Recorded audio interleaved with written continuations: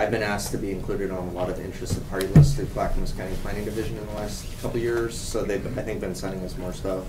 And they're asking us to participate in the 2019-2020 Long Range Planning Work Program. This would be, they're trying to get input from all the municipalities and different water boards and parks advisory boards around the county to then create basically a list of priorities, and then they'll pass that on to the county commissioners, and they'll decide what planning task force or what transportation task force objectives they want to look at. And then they say that they'll be prioritized on policy implications, staff and financial resources, obviously, and if there are things that actually look at consistency with legal requirements around the state or within their own policies, those will get higher on the priority list. So as you'll see, attachment A is a letter from Clackamas County inviting for our participation, and attachment B is the Long Range Planning Work Program for 2018-2019, so it gives you kind of an idea of the current program objectives that they're trying to accomplish right now. And so looking at those and then thinking with fellow staff members about some different ideas we had, is we came up with 3 different land use objectives that they could potentially look at. And we also came up with 3 transportation objectives that they could potentially look at. And so what I wanted tonight was to kind of get feedback from council on these 6 that we've come up with, to find out if you think any of these are good ideas, and then forward the ones that you think are good ideas. And then also to just kind of have a discussion around any other projects that you could see as being good to pass along to them that maybe staff has not thought of. So I'll just walk through these really quickly. In the land use side, we were thinking about having the county look at more of a county-wide plan for habitat connectivity, including stream corridors and riparian buffers. Right now, all we really get from them is like a layer, basically showing where the streams are located, but there's not a lot of coordination between different jurisdictions. So when we make a determination on how something will be developed or how things go into the creek, that could affect tributaries and further downstream in Clackamas County. So we think that should be something they could potentially look at. The second one is assess the green corridor agreement that we have with the county and ODOT and Metro, and to make sure that there's not other code modifications that the county could make to fulfill the agreement better. The third one is something that I brought up before, and we've commented on several of them. So I've commented on your behalf, and that's in relationship to policies around solar field installations around the county. Right now, their policies are pretty weak, and they don't have a lot of standards for them, including even vegetative screening or other aesthetic things that could benefit property owners around the proposed solar field areas. So that's another one we think they could potentially look at. Jumping into the transportation, the 3 there. One of them is look at the feasibility and implications of connecting the Springwater Trail to the Mount Hood Bike Trail system. One of the things I think with that one that we want to look at, especially with the issues that happened on the Springwater Trail in the last couple of years, is that's why we want to bring up the implications of what that connectivity would mean to the city of Sandy. I think it would also be very important, if you look at our Parks Master Plan and other things we've done around the community, is that these 2 different trail corridors would connect to Tickle Creek Trail, which is not a bike trail. It's really a walking and jogging trail. So current staff feels that that would actually be a poor decision to connect those, because we really think that would turn Tickle Creek Trail into something it was never really intended to be. So I think getting kind of ahead of the horse or ahead of the cart here and saying, if this is going to happen someday, how does it impact Sandy, and where do we really want that connectivity to be? Because I don't think it's Tickle Creek. No. Right. Having kids and bringing strollers down there and different things, we don't want people biking 25 miles an hour through there with mountain bikes. I don't think. Well, the last couple of years, the activities on the existing Springwater corridor, I would be concerned of even bringing it out here at this point in time until county and the city of Portland and figure out ways to address the issues. Exactly. Yeah. Yeah. And I think it was just something to kind of have the county start to think and look at, instead of kind of relying on the old master plan that was done 15 years ago, is to kind of look at what are the alternatives to that. And then the other 2 are really actually specific to two areas, one of which is 362nd Drive, the curve that happens there just south of Salmon Creek Estates, and then also the intersection of Highway 211 and 362nd. We find that it would probably be a good idea to start looking at that intersection, especially as more development occurs in the city limits further north on 362nd. So we think that would be a good project to start studying in more detail. Mm-hmm. And then the other one is to look at Shorty's Corner, basically. Mhm. Currently, when you're leaving town going east, there's several problems there. One being there's a slip lane that you can go onto Furwood at like 50 miles an hour. ODOT's been eliminating slip lanes. As you've seen, they're eliminating one right now. Brad Pickens working on it with ODOT to eliminate the one onto Vista Loop Drive.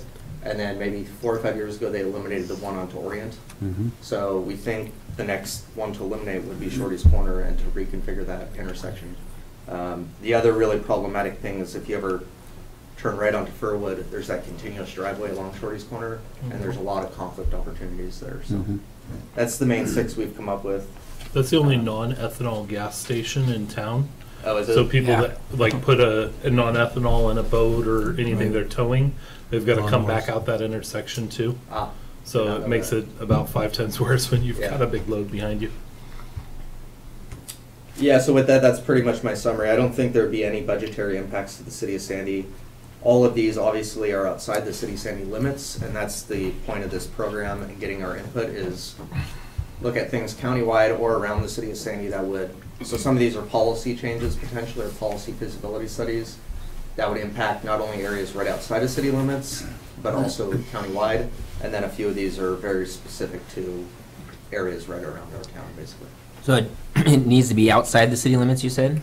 Because, or, That's a good question. I don't know if it specifically has to be, but I think just looking at their list, Okay.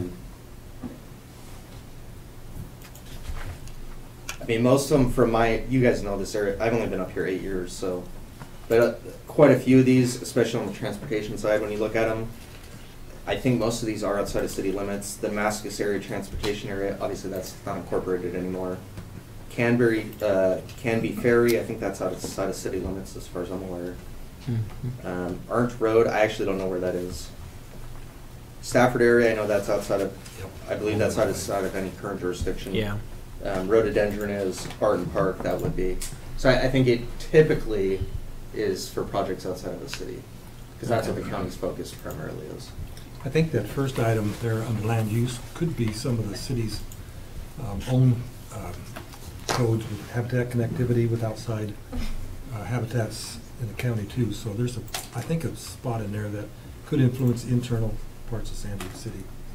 Yeah, I would agree. But I don't know that, like you're right, that much of this is outside of Sandy. It probably would affect Sandy to some degree, some more, some less. I was just thinking as a focus on Highway 26 there, 362nd, the traffic there and getting that traffic north, which is inside the city limits, but, you know, it's like, it helps the whole county out if we can figure that out, which helps the failing intersection at Bluff, you know, all these other things, if there could be help in that. I think that's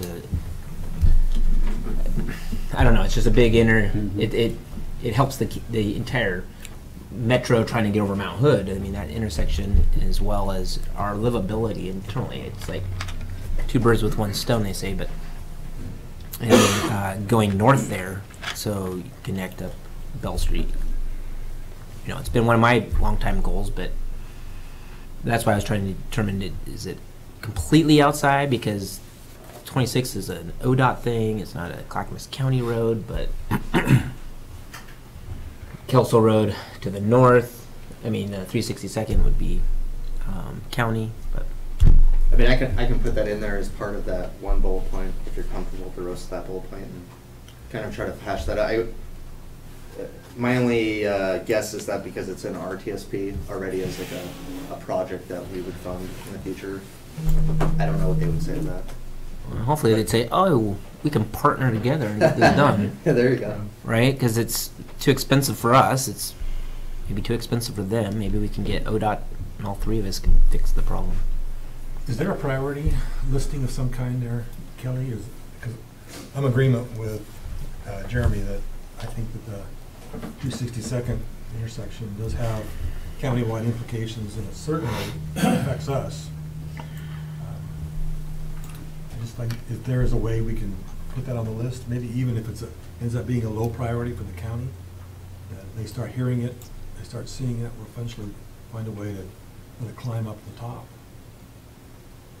So is I there mean, a I can, priority? I can definitely reach out to the county and see if they would even consider that intersection, since it's in the city limits. Okay.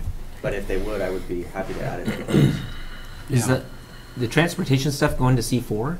Because I've seen this several times when I sat on Not this C4. list, not this list. Because they picked and choose all over the county for Yeah, transportation, including trails and other things. Yeah, I'm going to present a little bit tonight of what C4's priority list is, and it does not include this bunch.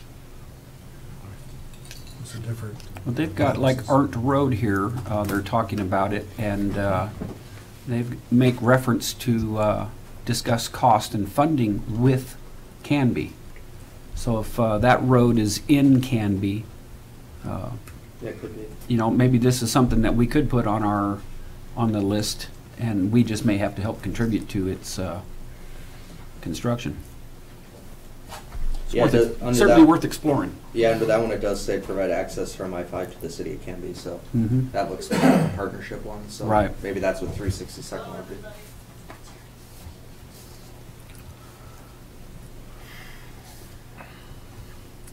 I notice on the list they provide for us, they have that L3 marijuana ordinance Mhm. amendment. I wonder if we want to put something in there about that as well too. I know outside of the city limits at a nearby elementary school, there was a farm right next door that just got harvested. That's hemp, not marijuana. Allegedly hemp. Sure Oh, it didn't look is. like, it didn't look like hemp. We took some pictures and it looked more like the cannabis sativa than the hemp plant. Because the hemp plant's like bonier and stockier, It's and hemp. these were like short, shrubby bushes. I know the owner, my parents' neighbors. Okay. But regardless, yeah, no, it's a good point. There's right across the street, one of the largest indoor co-ops, right less than a mile away. So I guess what would they be looking at if I was to write that as a bullet point? Like as a project, I guess. Limiting, I would go just like what they have written down here, limiting the number of Oregon Liquor Control Commission marijuana production licenses and medical marijuana registrations allowed per property. Yeah, so this list is actually what they're already doing right now. Oh, that is what they're doing now? Yeah. Okay. I got So a th- notice on it for my property. So Oh, this list they provided us was just a sample of what they're currently doing? currently doing, so Okay. you would kind of know what you could be asking for. No, I misunderstood then. Oh, sorry. That's okay, my bad. Yeah, so basically this list is basically to show The you same. the current list, which are kind of giving you an idea of what we could actually look for when we're asking for different projects. Okay. So I have no idea. They haven't given me anything as far as what other jurisdictions have sent in or anything yet. So DLCD and the Department of Ag are working on new rules on Mhm. crops. I thought I'd heard Things have something about gotten it, a little but, out of hand on high-value farmland. well, that's because the county didn't put virtually no restrictions. Right, Yes. just like solar. Right, the solar stuff's very weak in the county Mhm. code, yeah. They, in the county code, so that's one thing we wanted them to look at on the list there is solar. And they actually had something that was appealed that we had commented on, and the hearings officer agreed with our comments of screening, so. Oh, good. I think they'll be receptive to that one. I would be inclined to keep the list shorter than longer, Mhm. to be able to give them a hard push that this is what we really feel is important, rather than a list of things that get pretty low in priority. And I really think that the list we have there now, plus the Highway 26 and 362nd, is a strong list. So when we did this in the past with the transportation with C4, it was crazy what other cities put forth. Oh, really? I mean, they did like full-on production videos, Mhm. had kids walking down streets and traffic flying by, and really pulled at the emotions of every, each one of the cities were like full-on production, like Right. trying to convince people to How bad fund it is. their Right. particular thing. They spent some money. So they did more than just ask. They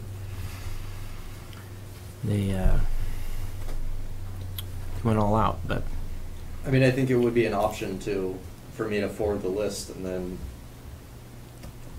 I mean, it Possibly says- follow it up with some additional information and, Yeah, or potentially if this is gonna be an open meeting where they discuss this, if a council member or two went and represented the city of Mhm. Sandy. I think that would hold a lot more weight than just a staff level person like myself going, to actually have elected officials there. Let us know. We can make it. Yeah, the only thing that they put a date on here was December 17th. December 17th, yeah. They That's need a the dead- notice by. That's a deadline, not a meeting. Right. Correct. So the meetings will be 2019, 2020, somewhere in there, since it does specify here that it's long-range planning. So in the letter, would you be interested in me saying that the city council would like to have input potentially at a meeting? Yes. Sure. Yeah, further down, it says any projects that meet the legal requirements and county goals, but that can't be undertaken in the 2019-20 fiscal year from July 1st, 2019 to June 30th, 2020, may be carried forward for consideration for a future program.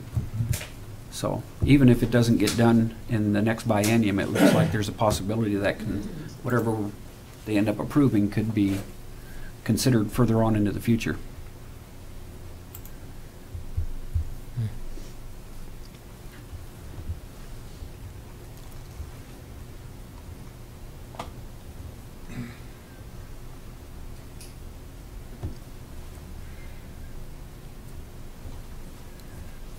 So is that it on county planning and zoning work program?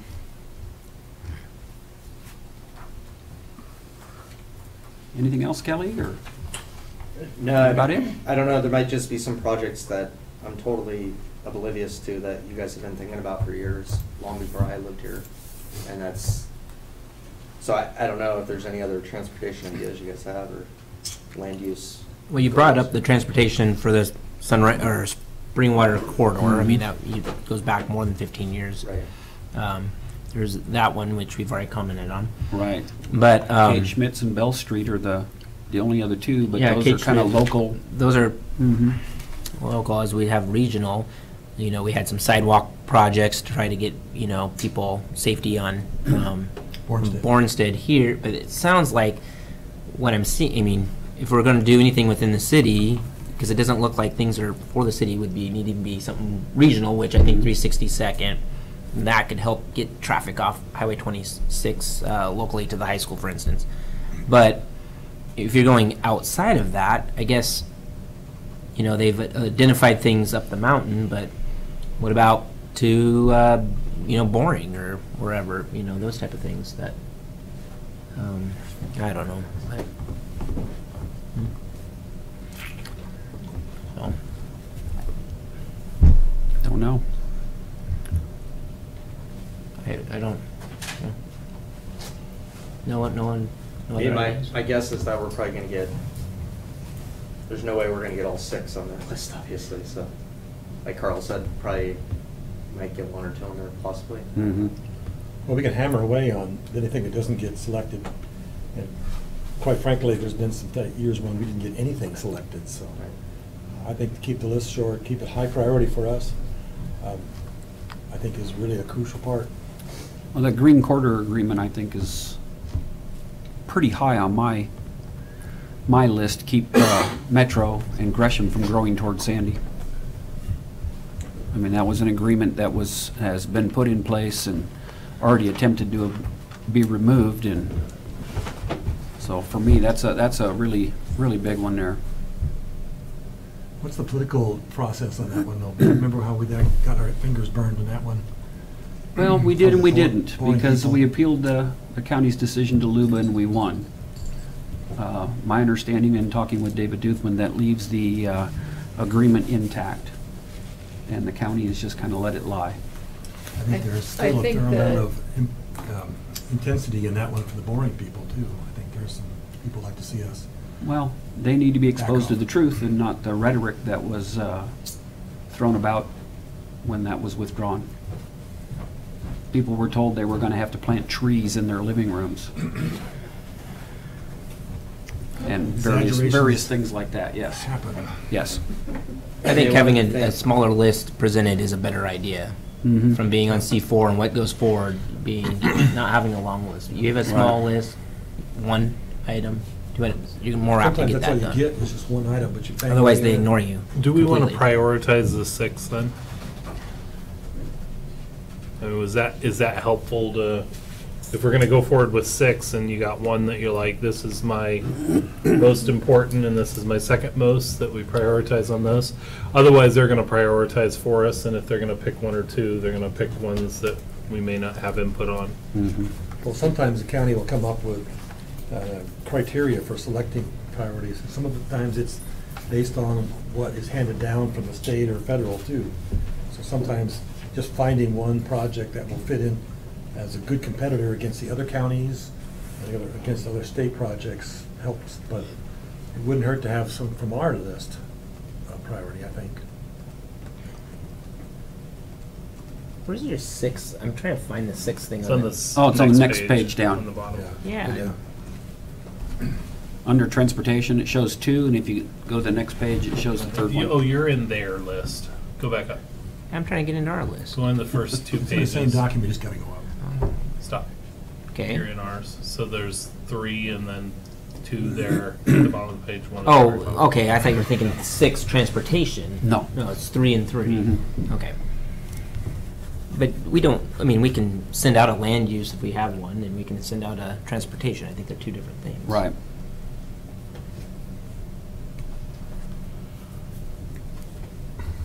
Does anybody have a favorite? Well, for me, that, on land use, it's the Green Corridor Agreement. Keep some distinction, some separation between Sandy and Gresham. That's fairly high on my list too, but I would put countywide habitat connectivity on my high list because of first off, because it connects with a whole number of other county entities, CPOs, the Boring area, maybe even Estacada and some other places. But because of the things that have been happening to us, I think here lately in the political arena, I think that we could make a lot of points by working on habitat connectivity. But certainly the Green Corridor makes it high on my list. Yeah, I And agree the with both of 362nd, those. that's the other one. Come up high. If we had both of those for land use and then another one for transportation.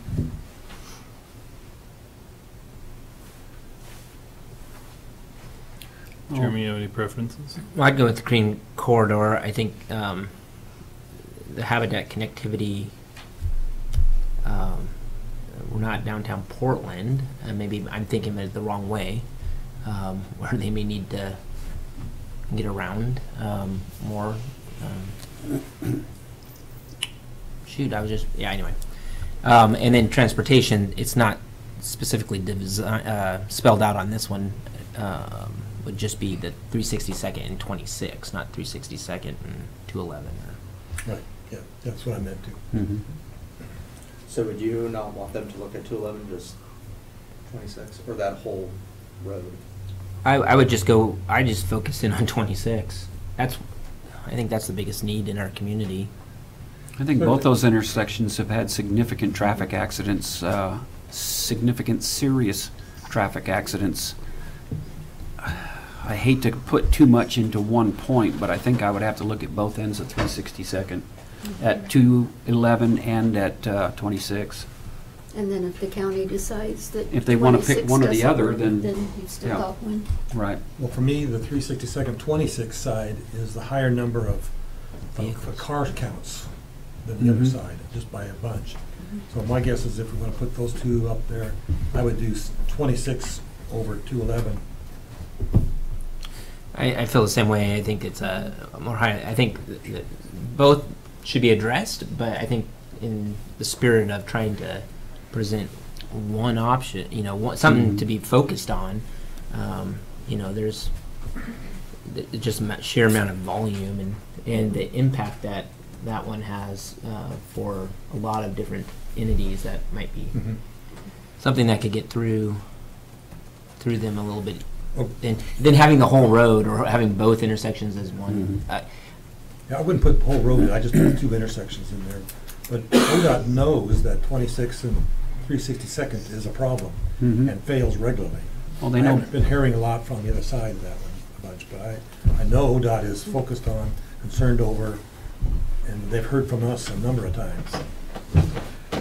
So should we Bring- change that second bullet point on transportation to just be more inclusive of 362nd on both the north and south side of Highway 26?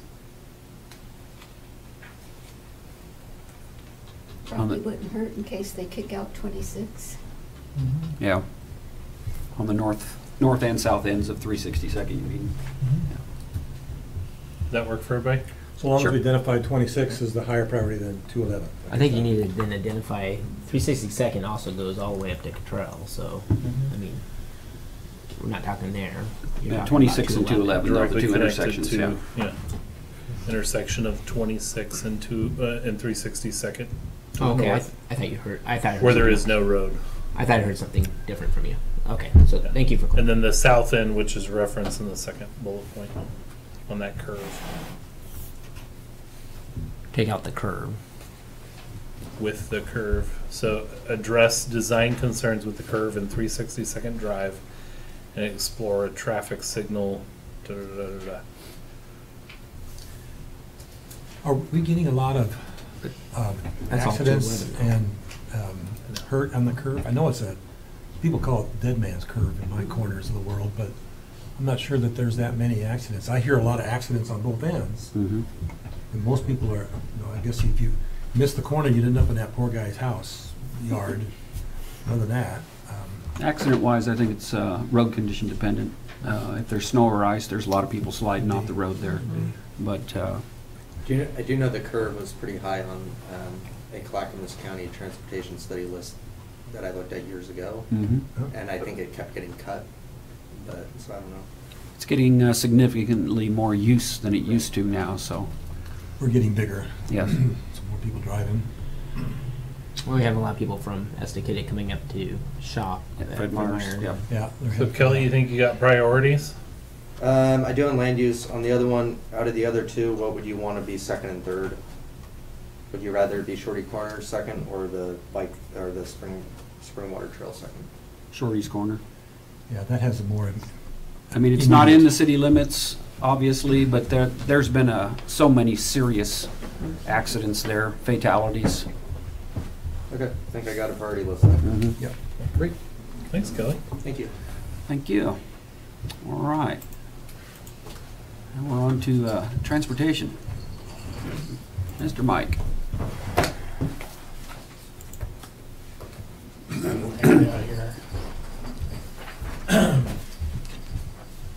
Same thing that's in the Is this the CIP stuff? packet, but yeah, it's just didn't format too well in that Yeah. iCompass thing.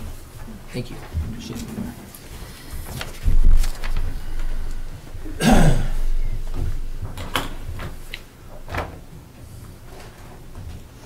So this kind of dovetails nicely with what we were just discussing.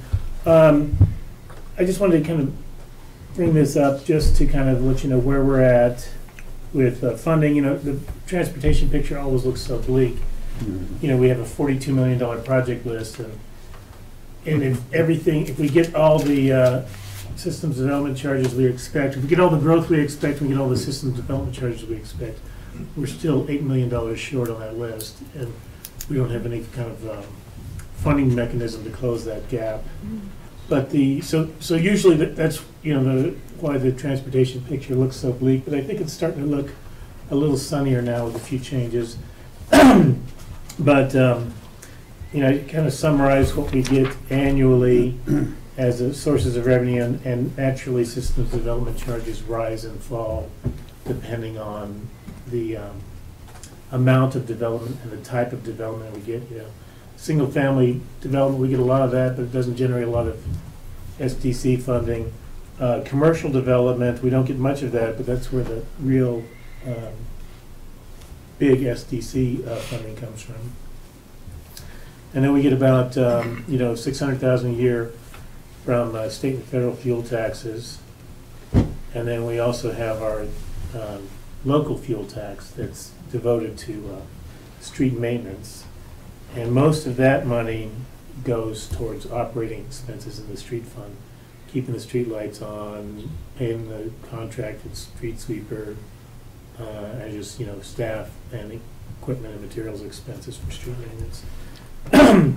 So what we've been doing in the past is, banking SDCs until we have, enough money to do something. You can see from the project list that, the cheapest project on here is $291,000, and that really isn't much of a project. It's just kind of reworking the intersection of DeBarco and Jacoby. So, that's kind of the discouraging thing. All these projects are so expensive, and we just don't have the funds for most of them. We do have a pretty significant cash balance in the street fund right now, but when you look at it in context with the CIP, it's not very much. And then on the other side of this thing, there's a narrative description of the projects. These are the projects that the council adopted from the transportation system plan, and the ones that we included in the systems development charge methodology. So there were more projects than this in the TSP, but we were looking like it was really nearly double transportation SDCs if we'd adopted the entire list from the TSP. So but one thing that is going to change is that the revenue from House Bill 2017, which is the 6 cent a gallon state fuel tax increase that's implemented over 6 years, it kind of rolls in incrementally, but once it's fully implemented, it's expected we get about $300,000 a year. And then, there's been a lot of discussion about the Clackamas County vehicle registration fee, and if that was adopted, and it seems like there's a lot of momentum at the county level to adopt that, that would be about $215,000 a year. For some reason, I added those two up, and I came up with $400,000. So it's closer to $500,000 available a year. So based on that, we could service about $6 million worth of debt. So, between debt service financing and the cash balance in the street fund, we could probably do one of these projects, but I wouldn't want to, we're not really asking for you to pick or prioritize projects right now. We're doing an update to the transportation system plan right now, and that will give us a better idea of what level of service there is on some of these streets and at some of these intersections, and then we'd like to come back with that information and kind of base it on some sort of objective criteria about intersection performance, our roadway capacity, and make decisions on prioritization and funding. Then and also the TSP update will also include a public there'll be public input as part of the process. So I'm sure you'll hear for as much enthusiasm as these, everybody talks about traffic, but when it's time to show up at a TSP citizens advisory meeting, there's no action. So, hopefully we'll get some input from the public as a result of the process too. And then based on the objective criteria in the TSP update, you'll have some information upon which you can use to set priorities. So basically, this is just kind of an update showing where we're at, and recognizing the fact that while most of the time, the funding picture looks pretty bleak. If the the state fuel tax is a given, that's going to happen. It just takes a little while for it to ramp up to $300,000 a year, and then the Clackamas County vehicle registration fee, that looks like it's going to happen, but that would always be subject to an initiative that could, or a referendum that could refer to the voters and see what happens. Actually, that's not true. They're going to try to do that on their own. They won't refer. Oh, I know, but I mean, the voters could Oh, come back refer with it to Yeah. the public, Yep. since it was not, since it would not be adopted with a Right. Right. vote of the people. So there's always that risk, but, you know, I think that they have a good plan, and, you know, the certainly the revenue that they would distribute to the way that the funding allocation that they came up with the cities and the county, some of the priorities identified, I think most people would see that that's a reasonable way to accomplish some much-needed work in the county, on the county road system. Especially, one thing they're gonna do, is the county's gonna devote a lot of that funding toward road maintenance. You know, they pretty much dropped off their overlay and maintenance program over the past, since they lost all the timber receipt revenue. And so that's where the county's gonna focus. That's really what people like to see, you know, especially in this end of the county.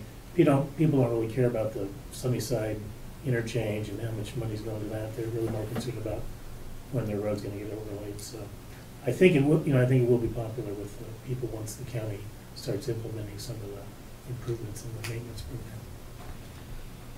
So that's really all I had, just kind of let you know where we're at, and that it is, even though, you know, 2 years ago I would have said, you know, these projects are a long way out before we ever have any funding to accomplish these. Now the picture looks a little better, but I would say it would be, I would recommend waiting until the TSP update is done, and we have a better idea of what, how these, what the problems are that these projects could solve. There may be new projects that would be identified in the TSP update as well. When is it scheduled to be done? Well, we're working on the scope of work with the state right now, and so that will probably be finished around January, February, and then I think like the process to hire consultants like 5 or 6 months. And then from there, it has to be complete by December 2020, but they're hoping to have most of them complete by like the summer of 2020. So about a little over a year and a half from now, probably. When did we do our last TSP? Because I feel like I was on council when we done it. We did it because 2011. Yeah. okay, so it was Mhm. not Yeah, but too the long problem is we ago. expanded our EGB. And so that's triggering. That the- changes everything, yes. It's a big part of it. Mhm. Okay, it's triggering doing it. I think the project list in the update will look pretty similar to this. Sure. So Mhm. we'll just know, you know, how these, we'll have a more recent picture. You know, the TSP was adopted in 2011. The traffic counts were done in 2009, I think, 2009. So a lot of that information isn't very fresh in there. And we'll have an opportunity to get, you know, new traffic counts and a new analysis on these intersections and see how they perform. So, you know, I guess, based on what Kelly said, in the upcoming biennium, we should have some better information on which to base priorities. Okay. Great. I have a couple of comments. I'm not sure if this is something to respond to right now. First off, several of these projects, especially towards the top there, would take all the money every time, quite a bit, and it'd be tough to find any of these on the lower part of the list that would be financeable until, you know, for years, I think, out there. I see that $6 million one, that it's going to take a while to fund that one. So there's that comment. I'm not sure how we get to the lower numbered ones. Secondly, debt limit. You're talking about using the income that we've got from several different sources as the way to make debt, bring in about a $6 million debt. I think we're going to be talking about debt here pretty quickly, aren't we, Ms. Manager? Yes, sir. Is that going to be part of that discussion? Well, this would be Transportation. debt that would be guaranteed by revenue, not by property taxes. So it's a different limit. Correct. The property The city- tax, Go ahead. bond and indebtedness that's serviced by property taxes has a limit. Revenue debt does not. And the city itself doesn't have the entire debt limit? Correct. It does not? We're not at max, no. Okay. Are we even close? From general fund, about 12 million. Away from being Mhm. there? Okay. All right. And then, you know, it's hard to say how, financing institutions, you know, the state gas tax, that's, you know, money in the bank, so to speak. But that vehicle registration fee, you know, if it was subject to a referral, then, you know, we might end up, I don't think people would be reluctant to lend us money based on these revenues. We might just pay a little premium interest.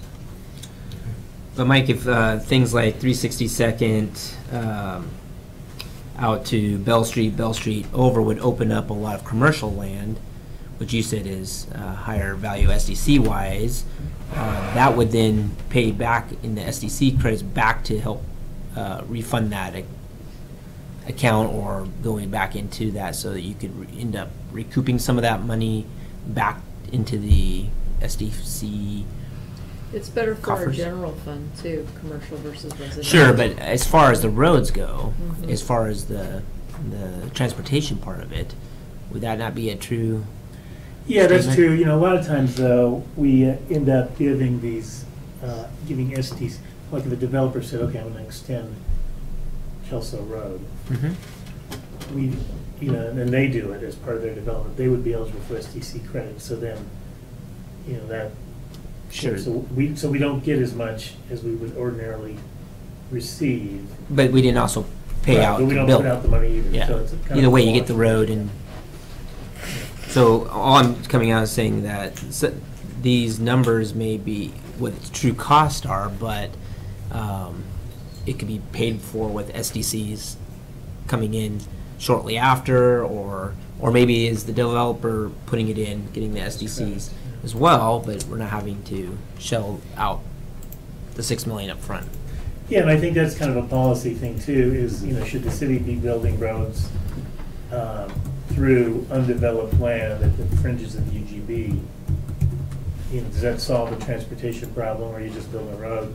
Or should we be, you know, be focusing on, we're going to be building roads in areas that may not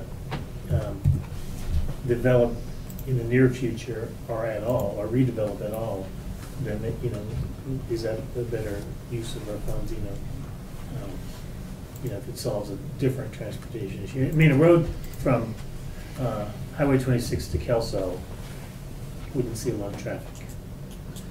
You know, or wouldn't provide a lot of transportation benefit to people living inside the city, might provide transportation benefit to people living outside the city. So, you know, you'd have to, I think a road that went from 26 north to the future extension of Bell Street Right. would provide a lot of transportation benefit to people inside the city and provide Yep. some relief on Highway 26. But, you know, most of the area like north of that one fork of Tickle Creek is, you know, ag land right now, and the services aren't available to turn it into anything, into developable land. So, you know, what's the necessity of building a road out Right. Thank you, Mike. there? All right. Got about 15 minutes till our Well, I regular was just council more meeting. information.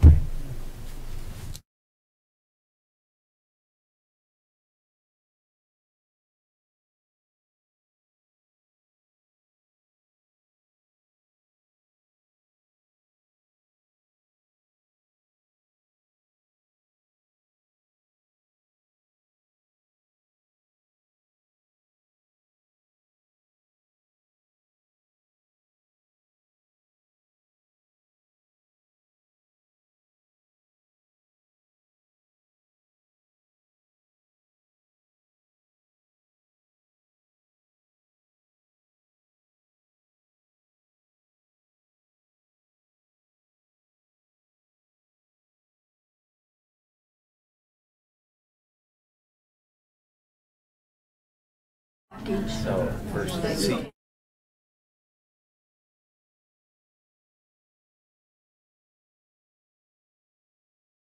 Next 2 years off of water. Olga and I, Some already on. James, Rise all on for the the same pledge, side. please, and recite with me. I pledge allegiance to the flag of the United States of America and to the republic for which it stands, one nation, under God, indivisible, with liberty and justice for all. Could we have roll call, please? Counselor Pizzle? Here. Counselor Hamlin? Present. Sorry, Counselor Horsfall? Here. Counselor Hamlin? Present again. Counselor Lee? Here. Counselor Exner? Here. Counselor Kubik? Absent? Mayor King? Here. All right, do we have any changes to the agenda this evening? No, Mayor. Okay. At this time, we would take public comment. Anyone wanting to address the council? Now is your opportunity. Just need On 5 things minutes. Not on the agenda? On items not on the agenda, yes. Hi, my name's Dale Holt, spelled H-U-L-T. Unlike the minutes from last week. 3966 Air Pleasant Street. A comment about the resolutions. I don't believe the resolution section 7 has a public hearing. It may or may not. But just a quick comment. The resolutions tonight are 2 resolutions that are taking money from the transportation fund and transferring money to the police department telecommunications. These are items on the agenda, Mayor? Yes, that would be correct. These Will are they- on the agenda. You could. Will they be public hearings? Yes. There won't be public hearings, but there will be an opportunity for some public comment. Okay. Yeah. Okay. I didn't know that. Number 2 was, Kelly asked you during your meeting that was, I guess, on the record, but it was about projects in the county, and said that he'd only been here about 8 years. But there is a list of projects that you might want to consider for the county to look at. There was many of them in the past. One of them was called the Sunshine Corridor, the Sunrise Corridor. Mhm. It was an extension of basically Sunnyside Road out to East County out there, and up eventually to the mountains. This is on the- There's been a bypass to the city of Sandy that's been discussed for about the last 20 years off and on. Also, with the extension of Sunnyside Road out to Highway 26, the county would have a great opportunity to rezone some property to create a job center or an industrial center, so that, you know, our folks don't have to drive through Damascus and Sunnyside, that we can create some jobs out here in a big way. A lot of flat land out by Chambers Motors and that whole intersection area. And then if you really want to think big, you can think about extension of light rail from Gresham to Sandy and on up the mountain to a gondola ride to the Timberline Lodge. There's a lot of other major transportation projects that you may want to consider, you may not. Dale, is there a list you're reading off of or something that we I can get a just wrote copy the of? list, when he said he'd only been here 8 years and you guys brainstormed some other projects, I thought of 4 really important ones. Okay. I asked sort of through some sign language if I could comment, and I was told no, which is fine, I understand. So now's my opportunity. Yes, it is. Got it, all right. And I think those are some projects that have gotten tabled for a lot of different reasons, but Sandy suffers because of that traffic jam. Okay? So, and I don't see it on the, I don't see it on the county's list. That's because those are ODOT, those would be ODOT projects. Okay. Yeah. The last thing I'd like to do is thank you. Thank City Council. I read the Sandy Post this week or last week, and you saved me from a 12-foot spider. There was a 12-foot spider on the top of the Goodwill building, and the Sandy Post reported that the planning director, in meeting with the owner of Goodwill, had the spider removed because it was objective or subjective or it was a bad thing. I'm really glad you guys did that. And I consulted the city attorney. It's odd that you did that, and until I read that paper, I didn't believe I was a First Amendment guy. I'm not sure I believed in First Amendment rights and freedom of speech, but that article really hit me hard. That we're taking resources that are limited. We've heard it all night so far, and those resources were coercing Goodwill into removing a spider from the top of their building. In that article, it also said that we saved ourselves from a 30-foot tall purple gorilla and a balloon. I don't think those are the resources that we, as council, I don't think you guys should be spending money chasing spiders on top of Goodwill. Where does the list end? Do we take the mural off City Hall? Is it a distraction? Do we stop the Christmas tree lighting across the street because it's a distraction? Do we take the flagpole down from in front of the Sandy Fire, our police department? I've always heard this talk about First Amendment's a slippery slope. I now get it. After 62 years, I finally get it, that your right to say something is your right to say something. And if that's a distraction to others, so be it, it's protected. But I'm not sure why we're doing that. I'll self-report to you tonight. I climbed on my roof just before dark, and I want to let you know that I found 4 spiders, 6 stink bugs, 2 carpenter ants, and 10 miscellaneous that I couldn't identify. I'll get those off my roof as soon as possible so they don't distract the city. Thank you. Anyone else like to address the city council? Okay. Let's see here. First up, we'll revisit ordinances 18-039, the Development Code amendments. You know, we kept our public meeting open. Yes. Yeah, I had to look in the minutes, but I do believe we left it open. We So. did, yeah.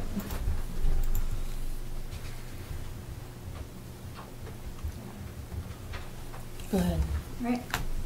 So we're bringing back 4 code chapters tonight for second reading. So that's 1722, 1728, 1780, and 1782. There are no changes between the first reading and the second reading for 1722. For 1728 appeals, we have 3 changes that I'll go over. So under 1728.10, A, we deleted part of a sentence about midway down that says, and contain other information the director may require, so that the sentence just now reads, the notice of appeal shall indicate the nature of the decision that is being appealed. And that same change was made to 1728.10b. And then... And both of those changes were recommended by the city attorney. Yes. And then 1728.20a, it used to read, an application for an appeal shall contain at least all of the following, and there was much discussion at the last meeting about that language. So we have deleted the all of, so it now reads, an application for an appeal shall contain at least the following. No changes between the first reading and tonight for 1780. And then kind of one little change on 1782, which is special setbacks on transit streets. So previously it had read, this chapter applies to all residential development located adjacent to a collector or arterial. A transit street is defined as any street designated as a collector or arterial unless otherwise designated by the City of Sandy Transit Director. And we have changed this to read, this chapter applies to all residential development located adjacent to a transit street. A transit street is defined as any street designated as a collector or arterial unless otherwise designated in the transit system plan. So taking a reference to the transit director. And those are our only changes.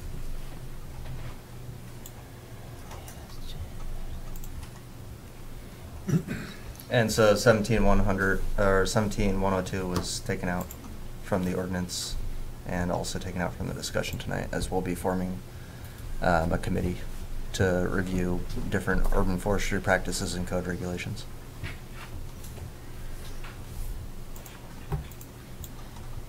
Okay.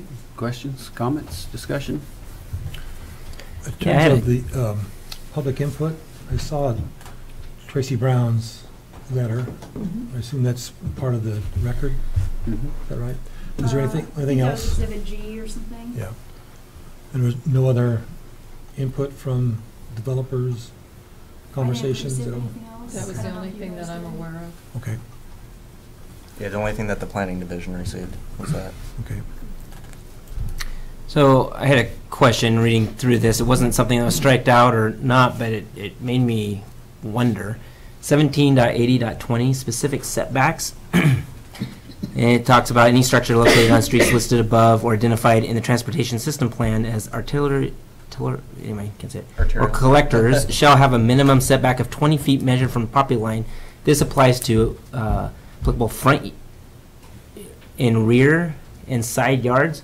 So even if the rear yard isn't part of by the street, you still have to have a setback behind it, because the way I read it doesn't state that. It's very confusing because I read it saying I would need to have 20 feet because if you're on that type of a road, you need 20 feet all the way around it, your house, for setbacks, because it doesn't say only on the street side of it. Yeah, we didn't change that language at all, but. Right, think I that's what understand- the I understand that applicable part of it, is but- getting at. So like the applicable side would be the side that's fronting that street. Okay.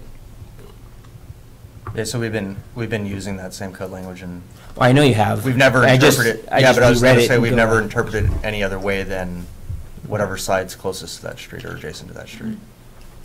You can see how I could read it otherwise, though. I would have to read it. I don't. So I know it's not part of the let striked out, but since we're breaking this thing apart, it was something that.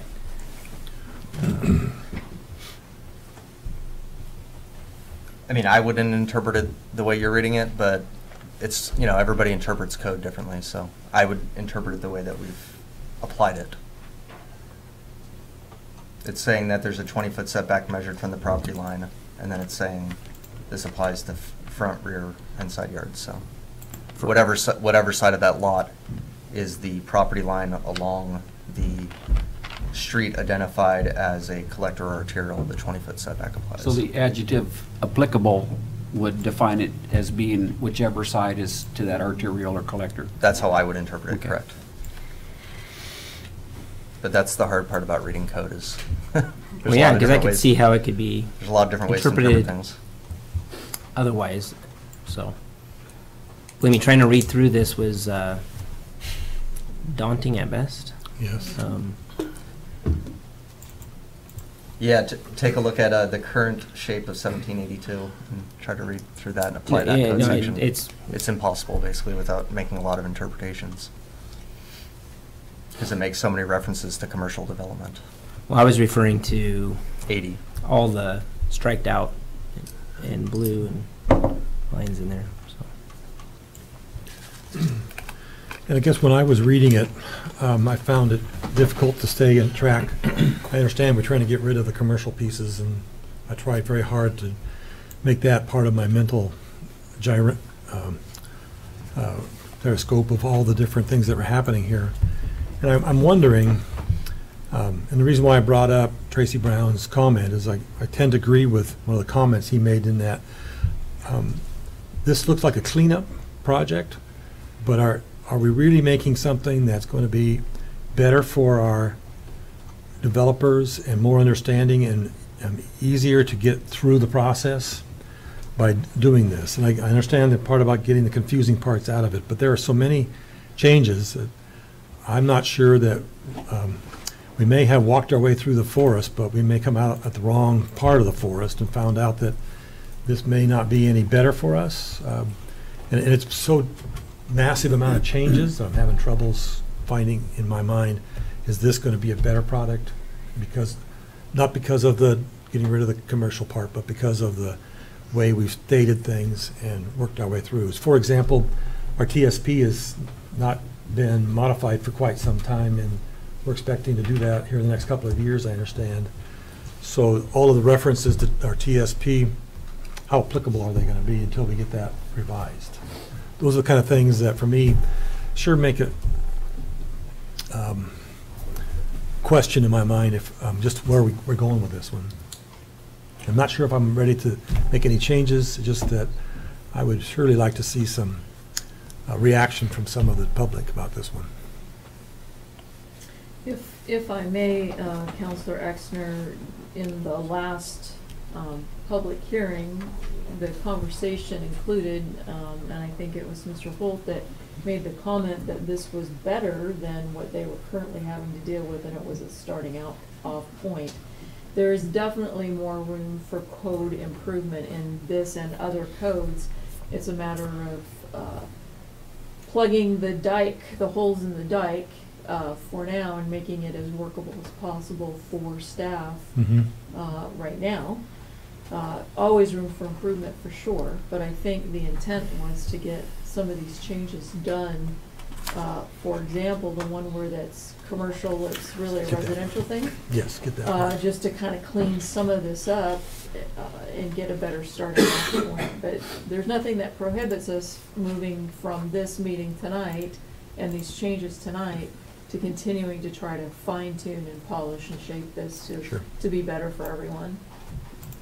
Yeah, the one thing I would add too is that independently, if Tracy's comments are accurate or not as far as what's best, I guess, in all cases. Yeah. He does say in here that he thinks that sometimes these standards make sense. And I think that when they don't make sense, that's why you have a process like a variance. So if we were to remove the code section entirely, like he also recommends at the end of his letter, then I think you're opening yourself to the chance that when it would have made sense, now we don't even have the code requirement to require it. Right. Yeah. And I'm not advocating taking it all out. I'm just advocating that I'd like to see us move forward in making things clearer, easier, more reasonable, and understandable. And we've been doing a lot of, there's a massive amount of changes here. I really was confused many times about where I should have been looking at how these were taken out or added to, and then reference to other projects and other reports. And it was a pretty massive amount of changes. And so in this kind of change, I just wonder just how this is going to end up. And I look forward to hearing responses from folks that are actually on the other side, and hopefully as we start applying those things, that when we find comments that make some sense, that we would react and say, let's make a change. Maybe it was easier for me because I don't have all the history, but I took the red line and took out all the changes and came up with the final copy and read it, and it seemed much clearer than before. Okay. All right, public input?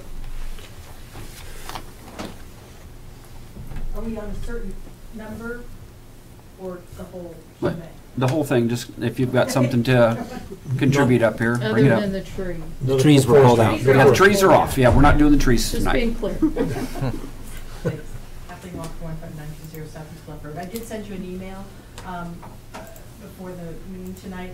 And there's a couple things. One was I was unclear, I guess, on the process we had at the last meeting where there was some input about going up above and beyond the 200 to 300 foot notification regarding posting things on Facebook or having some sort of a mailing list, emailing list that the notifications went to for free, and that didn't get addressed at all and now we're about to approve it with the rubber, final stamp on it, and it's like those are great ideas but not going anywhere. So I'm just kind of wondering, I'm not saying it has to be in the code, but it'd be nice to have it somewhere enshrined or codified that we're going to post things so that people know what's going on beyond 200 or 300 feet, because as my email said, these developments affect far more than the residents within 300 feet of a development.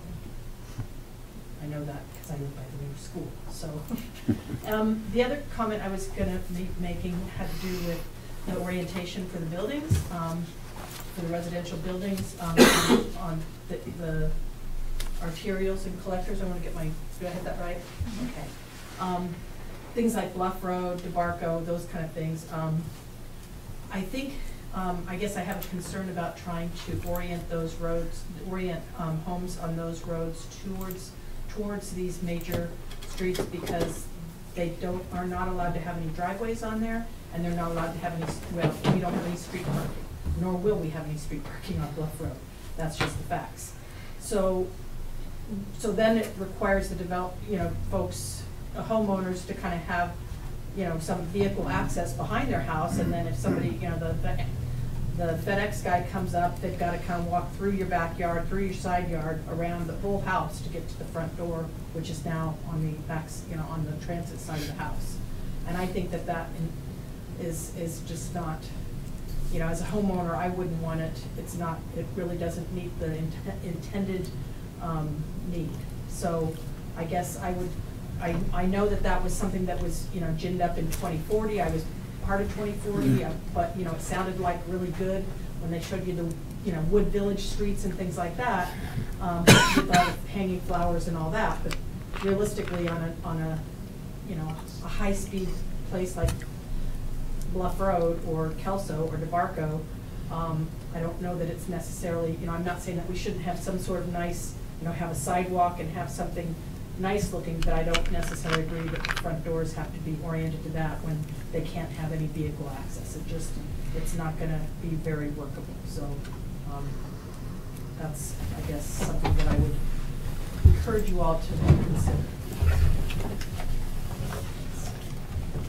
Thank you. Thanks, Kathleen. Anybody else? It's tough to follow up spiders, but try to do it. And I apologize for being overbearing, but I believe you need to think about free speech. I really do. And I, like I said, hadn't thought about it until now. I don't think there's a whole lot of problems with the first two appeals and notification. You're increasing the notification. Kathleen has a issue with Facebook. That could be a policy decision. Where I have a real problem is with 1780 and 1782. 1780 is basically being butchered at the cost of the TSP, which you heard tonight.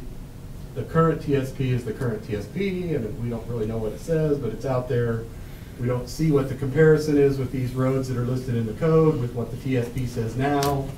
There's sort of a lot of issues there. I'm not sure why we just don't leave that alone and wait until 2020 when the actual TSP that we're talking about comes out, and maybe it makes some sense. It seems to me that if you point this document to the TSP, you're pointing it to future code changes without a public hearing. In other words, I think Councilman Pitzel said that, haven't we worked on the TSP recently? And it was like, yeah, 2011, but 2009 were the counts.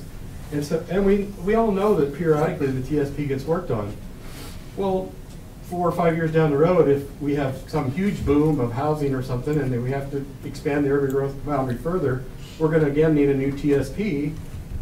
Changing 1780 to 1780 without really any public input. You heard Mike say that the TSP is like watching wallpaper dry and no public comment. And then there's no public hearing. If this document follows the TSP, then you're going to have zero public input and no transparency is the word I've heard. Councilor Pitzel also pointed out that I think I brought out the fact that sentence was haywire at the end of that, maybe. And that seems like an easy fix just by saying the adjacent road instead of it applies to all these surrogate. Why don't we just apply it to the adjacent setback?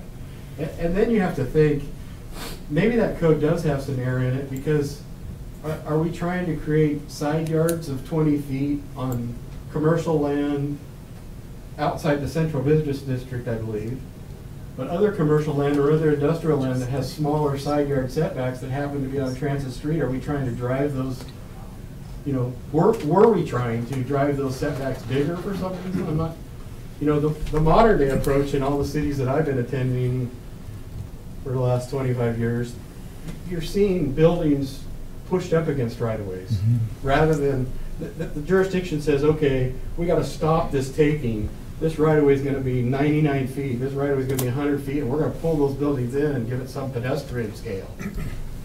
This is sort of the opposite of that, and maybe it was old school. I don't know how it got there exactly, but it is a little bit confusing. No, they didn't work on it, but maybe we should. Maybe we shouldn't. The last thing is 1782, and I think the 1782 stemmed from a problem by a single homeowner, I believe, out on Bluff Road. And that single homeowner has still been denied, I believe, an occupancy permit because they have a locked gate and I don't know, stones about that size leading up to their back door, technically their back door. But the code called it the front door. And I don't think they have pedestrian scale lighting. So in addition to that, they're missing some elements of the code prior to these changes. It seems like instead of dealing with this code to help that one person, we should be looking at this code in whole and understanding that, yes, there's now a problem and we finally identified it. But Tracy has some great insight, and he says, you know what, I think this was a mistake. You don't typically hear a planner say that they made a mistake. planners and cities don't make mistakes, but in this case, if you start to think of all the scenarios of homes on busy streets, and if it was your home on a busy street and you had to put in a pedestrian access out to the street that you can't park on, you can't do anything with, and you go out in the middle of Bluff Road, out in the middle of nowhere, and you build a sidewalk and you let the public walk up and down the sidewalk, and then you give them a gate into your backyard, into your back door.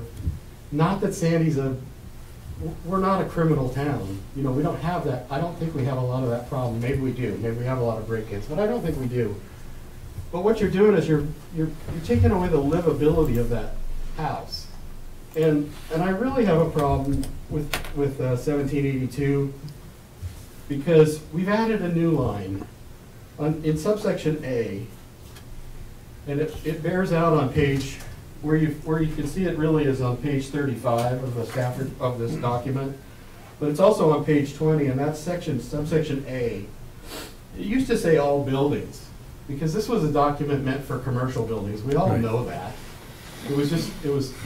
They ended up putting at the top of it for residential purposes, and they adopted the entire code, or you guys adopted the entire code and put for residential purposes. So now we've added under subsection A, all residential buildings. Is that really what we mean? Because a residential building to me is a detached garage or an accessory dwelling. I think you're going to talk about in the near future. There's other residential buildings that aren't the main house. And so now we're going to have all residential buildings, detached garage, accessory dwelling, mother-in-law's quarter, whatever that is, we're going to have that now have a sidewalk out to this transit street. It doesn't make sense. The next sentence makes less sense. The next sentence was actually added by staff. It wasn't old code, it wasn't modified, but it talks about multifamily residential needs to have all their ground floor units with the same critique. Well, in the last 20 years, I've not done a Bates Motel design, a strip development that just dumps out onto a street with pedestrians. What all the modern development is what's called garden style apartments. And it's a building that's multi-story, 2 or 3 stories tall, and it has entrances on all 4 sides of the building to get to the ground floor units. It doesn't put all the entrances on one side where they can line up with a transit street. There's a development being built right out here, some apartments, and I haven't looked at the plan, but I guarantee you that development couldn't meet this code. It couldn't meet all residential, all multifamily first floor buildings are oriented to the transit street. It just can't happen with a garden style apartment. I don't see developers changing that. There's a cost savings in building a garden style apartment, and that's you have one roof over many units. Mm-hmm. You're not stretched out lineal. You're stacking them up. You're meeting densities that I think you guys want people to meet. And it's just a poor addition. It's a very poor addition to Section A. Dale, is that 17.82.20? Yes. A? Yes. Okay, that's what I thought. Yes. Have you got an alternative to that? What would you be thinking? An alternative of apartments all facing this transit street? Yeah. No. The alternative is to throw it out. You can't. Okay. You can't get there. You couldn't get there. We see that we couldn't get there on Bluff Road with a single-family house. How are we possibly going to get there with apartments? How are we going to take this code now that it's butchered? Yeah, granted, that's all that's left in the code are those 3 sections. Yeah. But you can't design a building. Nobody's going to design an apartment building on a transit street. And guess what? I don't know about all the zoning, but there's not a developer in this country that would build an apartment building on a local street. They want arterials, they want collectors, they want the traffic. And your code, I think, recognizes in that in your zoning. You zone property for multifamily on busy streets for a reason. One reason is single-family people don't want to live on a busy street. And because there's an apartment there, they'll live wherever you build. Right. There's a site right out here on Highway 26 that we're looking at. It's the extension of DeBarco Road. DeBarco Road ends, and then it was going to come out, and there was one of the local engineering companies came up with a plan to do some single-family detached and attached. We've met with staff and asked them about, it won't pencil, that won't pencil. So what seems to pencil is maybe a multifamily site.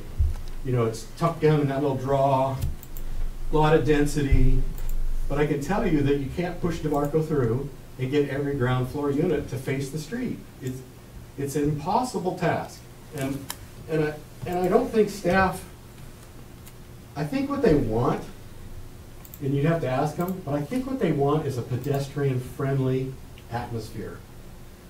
I think that's what they want, but I think they went about it the wrong way. I think that there's just be encouragement for additional sidewalks, or I don't think you can orient the buildings, be it single family or apartments, towards a transit street. You need to let the market determine the orientation, and you guys determine the pedestrian connections.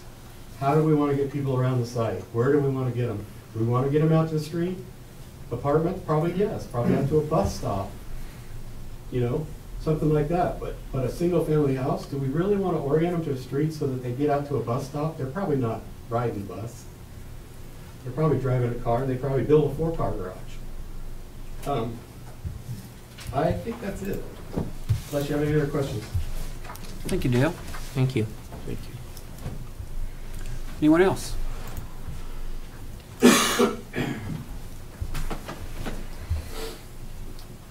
Okay, any further discussion, questions, comments, motions to close the public hearing?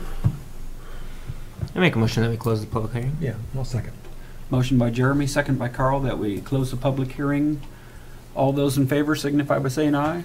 Aye. Opposed? Motion carries. Okay, I have some comments. let's beat this up. All right, let's beat it up.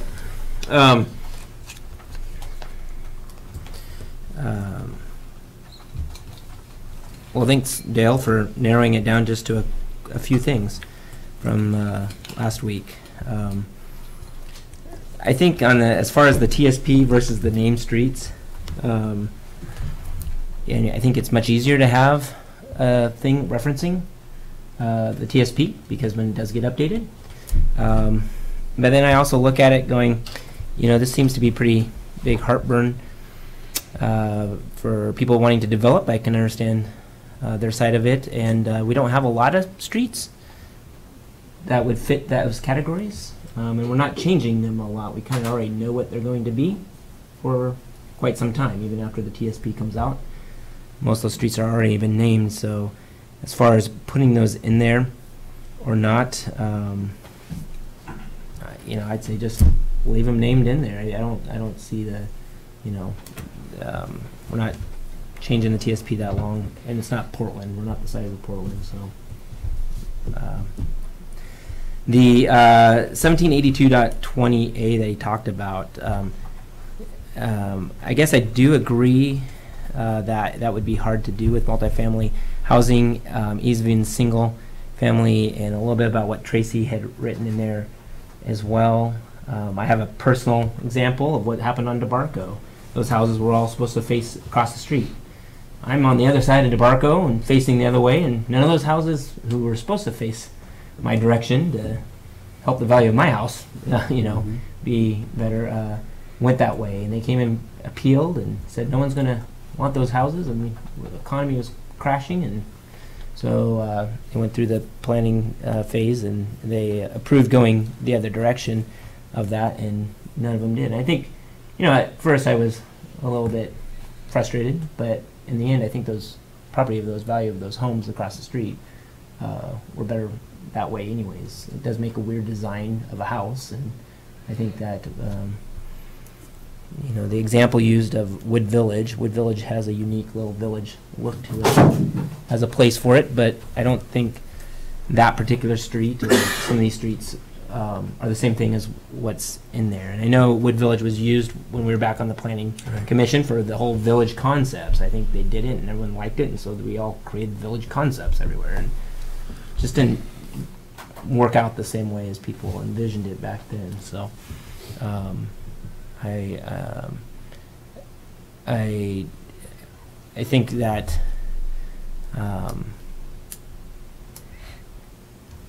the wording on that could be changed or cleaned up.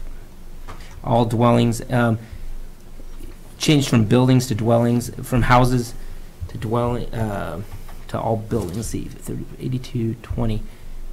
Says, right now it says residential buildings.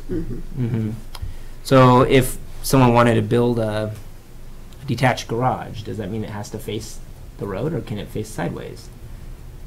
I guess that would be a code determination. Somebody would have to make a determination on what that interpretation of that was. Yeah. So, but I think residential buildings has the definition to it, and I'm not sure that it is the place where people live all the time. It includes those auxiliary houses and buildings that are on the lot. And I think we'd be mistaking if we had to have those all be facing the road. It just doesn't make sense to me at all. And I don't know if a different definition on that residential building would be appropriate. I can tell you, my wife designed our house, and one of her big pet peeves is having the garage face the road. She doesn't like a house have a garage there. She wants it on the side. I think there's a population that same thing. But if you had a accessory dwelling unit, that a garage with a mother-in-law's quarters, they call it, there, does it need to be facing the road, or could it face sideways? Yeah, I guess I'd look to staff and ask them to, if that's the right definition, that they should be putting that type of term in that, if that's something that they can make it more understandable. I think the other thing that council might want to consider, there's some pictures here. What's the look that you're after for the city as it develops as well? So I mean, there's examples of houses facing away from a major road, like DeBargo or. We've got the upstairs. No, I don't have that. So people can see. And then also where they face it with an alleyway behind. We do have apartment complex on it, Arterial, that is meeting the requirement for facing, all the ground units facing the street. So that is applicable. And as to the TSP, staff's not opposed to putting the name streets in, but the TSP is more, what's the word I'm looking for? Scrutinized than these ordinances are. So there's ample opportunity for the TSP for review, public input, and council approval, obviously. So there's not going to be anything in the TSP that isn't made very aware to the public through the processes that involve doing the TSP. Are we current with the TSP and this particular change, so that if this change were to happen, we would have those roads identified? Yeah, so the current list in our code is missing a ton of roads. I suspect it would be, yeah. And Maybe even some not appropriate. what we're proposing is to follow the TSP, which is what we have to follow when anything's declared an arterial or collector. I think Dale kind of misphrased what Mike was saying. We know what the TSP currently says, it's just out of date at this point. And the roads that are identified as collectors and arterials in there are the collectors and arterials within our city limits in UGB currently. And then when it gets updated, those will be the roads that are identified as the collectors and arterials. And so if it's not in the TSP as a collector or an arterial, it's simply not a collector and arterial. That's the only document we refer to for that list. So if you don't refer to the TSP list, you're basically creating a sub-document or a sub-list that may or may not be the exact same as the TSP list. The other problem with not identifying the TSP list or the TSP maps is that there's sections of some roads where it wouldn't be applicable. Correct. And so if you just make a list of this is where the applicability is, there's some roads as identified on the TSP maps that are not. So like a good example is, what is it, Wolf Drive? Is that the one? I'm kind of blanking on the name. No. Well, you'd get into a situation where then you'd not only have to list the name of the street, but you'd also have to list the 100 block. Oh, right. Sure. That is applicable and not the other pieces. So parts of Olson are local and parts of it are collector. Parts of the road that runs east to west right south of the library, what's that one called? I'm blanking on the name of that road. McCormick. Oh, McCormick. Parts of McCormick are collector, parts of it are local. So if you're west of the intersection of Wolf and McCormick, that is a local street, and if you're east of that intersection, that's a collector. So to identify them in a list and not have a map to reference is very confusing. because it's not really telling the whole picture of what is a collector and arterial street. So using the TSP would be more accurate than this list of Correct. in the Correct. code, okay? And even though there may be some issues, it's far closer than this list, I take it. So what issues are you referring to? Well, I'm thinking that you got a list here of arterials and collectors and That's not minor accurate. arterials, which is an outdated list here in the code. If we threw those all out, the TSP is a far more accurate document, at least until we get to the 2020. The TSP is accurate, and it is the only adopted transportation plan that we have. So it is accurate. It's just outdated. It's old at this point, but it's It's accurate. accurate but outdated, okay. Okay. Well, the outdated is just to add the roads that are in the UGB, correct? And to add the new traffic counts and the new money it costs for the different projects. So that's the outdated side of it, but it is the document we refer to Okay. for transportation projects. So it is accurate. So when people look at this online, could there be a link to the TSP after this section? Yeah, I think so. Something Possibly. like that. I'd We'd- have to talk to the webmaster. Yeah. To see how that would happen. I don't know if I could do that, but I'm sure somebody could figure that out. It wouldn't work on the printed version. So I have a question on the 1782-A again. The apartments on DeBarco there, what are those called? By Jacoby and DeBarco? Cascadia? No, it's not Cascadia. That's on, Crescent? what's that? Crescent? I think it's Crescent View, whatever they are. They, I ran by them today. yeah, none of them face the street. They all face into a parking lot. So this code says that we wouldn't be able to do that. Am I reading that code right? You could do that with a variance. I mean, I think how the code currently reads is that Well, it says all Um, dwellings shall have their primary entrances oriented towards a transit street rather than a parking area. So Dale is correct in that we added that second sentence. Whether you want it or not, that's your decision. Which- But the multifamily residential buildings, all we added though is The blue- residential, because at the top of the page, we struck out where it says this chapter is only applicable to residential development. Oh, there's so many versions of this. I'm probably on the wrong version. I'm on So the- we struck that, and because we struck that, we had to add residential down here. But whatever buildings you want orienting, that's just a policy question. If you feel like multifamily shouldn't have to, we can just I'm sorry, strike that out. Are you on Exhibit D or are you on It was Emily's document. I don't know. 1782?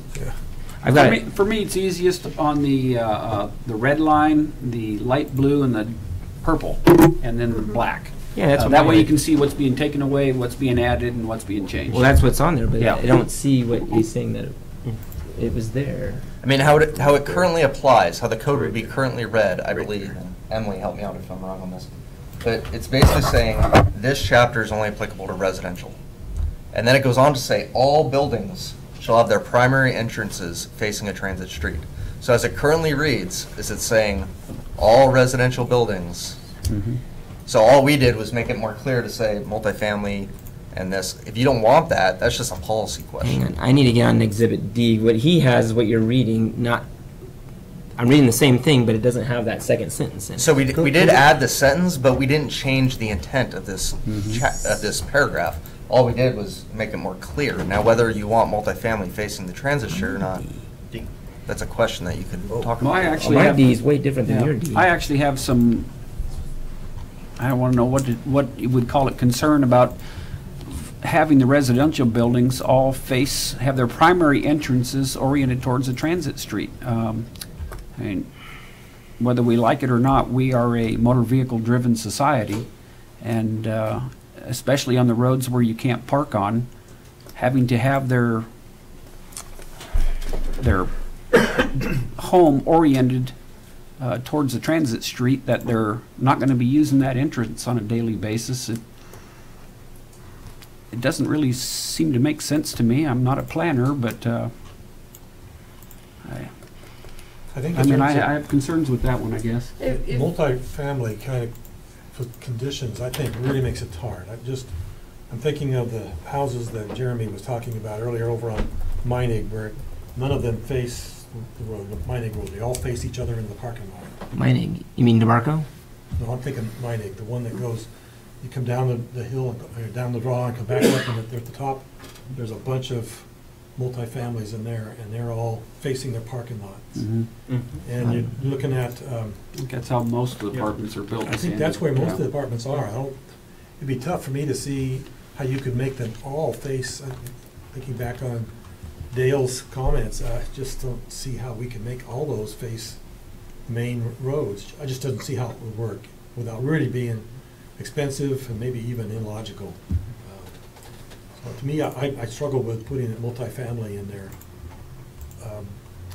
I also have a house, my residential faces McCormick, but my garages face Langenstand, and it is just a pain and a half to have to go out onto McCormick. And to me, I think there are a lot of conditions where you would and would not want to, and I'm just thinking to myself, that ought to be a case-by-case decision about whether or not we have even the residential buildings face those transits, roads, or not, depending on how the lot is conditioned, how they're positioned from the house plan itself, what the road's doing, whether or not it's a real busy road, a collector, or maybe it's not as busy, and then life changes, and suddenly you go from these local roads, they become busy, or they go the other way. I think there's a lot of possibilities, and for me to say that there's not going to be any roads would have their orientation, only buildings would have their orientation towards the transit road, I don't think it makes for a lot of possible problems. So I understand the variance issue. But so how your code I'm just going to let you know, so how your code currently is written and how we're proposing to change it, that is how it would work. Is that all, and I'm not saying this is right or wrong, what I'm saying is that all residential buildings have to face a transit street. And then based on circumstance, you can require a variance. Now, if you wanted, I don't know how you would write the code to say, in some circumstances, staff should evaluate to determine in this circumstance, it should face the transit street. That wouldn't, it would be more of an encouragement than a requirement. So I don't know how you would even write a code like that, to be quite honest with you. I'm wondering if there even needs to be a code, the more I think about it. Let the developer bring in the proposal, and if it just makes no sense whatsoever, then that's what the planning commission's all about. If it makes sense and it Yeah, that's gets what the traffic process on the road, currently is. That's yeah. what he's saying. Let's do that. Is that if, as a general rule, they orient to the transit street, but it doesn't make sense, or the person doesn't want to do, that is what the planning commission's That's- for, and that's what's currently happening now. So, and the good thing, and I'm just trying to stay kind of neutral, It's but this- the positive it's of shall. how it's currently written is that they have gone to the planning commission in several circumstances, one of which when you guys were on there, and so Right. they didn't face the houses to DeBarco, and instead we got that nice iron gate, and we got the landscaping, and more recently on Jewelberry, they came to planning commission with a variance to this code section. Planning commission granted that variance, but they installed the same requirements that they did on DeBarco, which is the nice fences, more architectural style on the buildings. I know where you're at. So, Yes, right. if you don't want this code section, the other potential is to just adopt those standards and say, we don't want anything, or we're not requiring anything to orient toward transit street, but in lieu of that, if the property is along a transit street, you have to put in this type of fencing, these That's what type of I- architectural standards, this type of landscaping. So all that could be evaluated, but staff really hasn't had the time to look into all that right now. But if you don't have this code, then you can't create any findings before the planning commission, can you? I mean, You mean have for to those have extra standards? Yeah, you We have would to need have new standards saying something. these are the standards that you have to adhere to, yeah. So we'd have to bring this back with us. Mhm. Yeah. I got a question, Carl. Like we'll use your property for example. Is your address DeBarco or that side street, McCormick. McCormick? I wonder why we don't just have the homes oriented towards wherever their address is going to be, to that street. It would make sense. In my house, it should have been, the garage is facing towards McCormick, but for whatever reason, when the house was Mhm. built, the address is McCormick, but the garages face Langenstand. And it's I really, believe they always address to the orientation of the front door. Isn't there 3 things that when I built my house, they said, and Dale, Yeah. you might know this, is code. the front door, your numbers in a garage or something like that? is what they told me when Yeah, I don't building know about both the of my garage houses, bit, but I had the front door and the numbers, but yeah. either way, I know my house that I built couldn't be where it was, but they had to allow me access to my property because it was on DeBarco, so there is that special condition that couldn't restrict you from not being able to build on it. I wonder if, I understand where you're coming from, Kelly, and that is correct in the fact that the city didn't want to have just a large wooden fence going down DeBarco, Like that. where it gets graffitied and it just looks, maybe not as pleasant as, the front doors, which wasn't going to work. They put up shrubberies and a wrought iron fence that, here 10 years later, it looks pretty nice. But the multifamily sentence, what was the thought behind putting that sentence in there, that second sentence? Well, that's what I'm saying is currently written, is Mhm. that's how it reads. Well- Because it's saying all well- buildings, all residential buildings. Right, and then you added multifamily residential. Because that's what the code currently says. It currently all- says? Yeah, the code currently says all buildings. And then at the top it says this is applicable to residential development.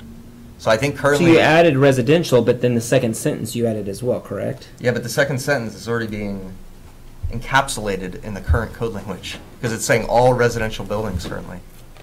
So I'm not stuck on the second sentence at all. All we're doing was trying to clarify it in this. Well, I think the code. second sentence adds several things into it, more than just what the first one said, hey, it needs to view the front. I mean, it's talking about all ground floor dwelling units. could, yeah, it could be beside, looked at and that way, yeah. it added a bunch of other things into it, where I think the sentence before it, adding all residential buildings, but, and then it could obviously be addressed at, planning or whatever. Yeah, the I'm wondering if it should be changed to all single-family buildings should have their primary entrances oriented towards a transit street. And then, You could, yeah. that gives you the option to say, well, that doesn't make sense, so we're gonna do it differently, when a builder brings you something that looks different.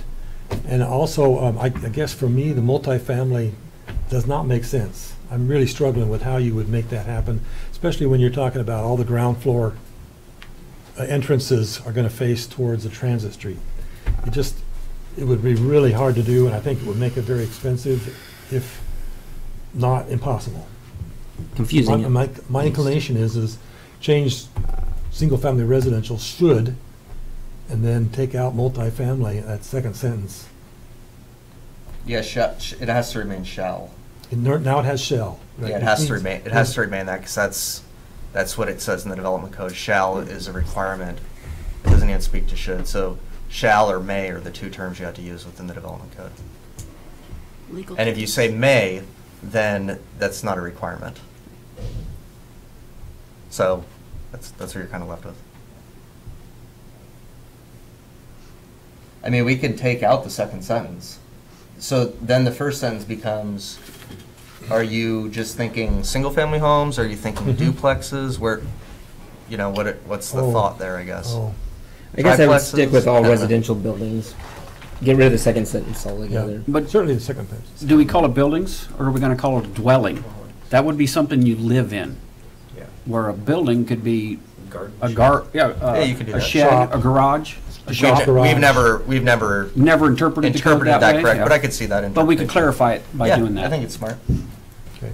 Yeah, no, I thought it was a good point that buildings, what are we talking about? Mhm. We've always just interpreted it as the residential home Right. or the dwelling. That would be the intent, certainly. Well, if we change that buildings to dwelling and strike the second sentence, everybody good with that? Yes. I am. And then it gets to your point still, Carl, that if it doesn't make any sense, they can always apply for a variance.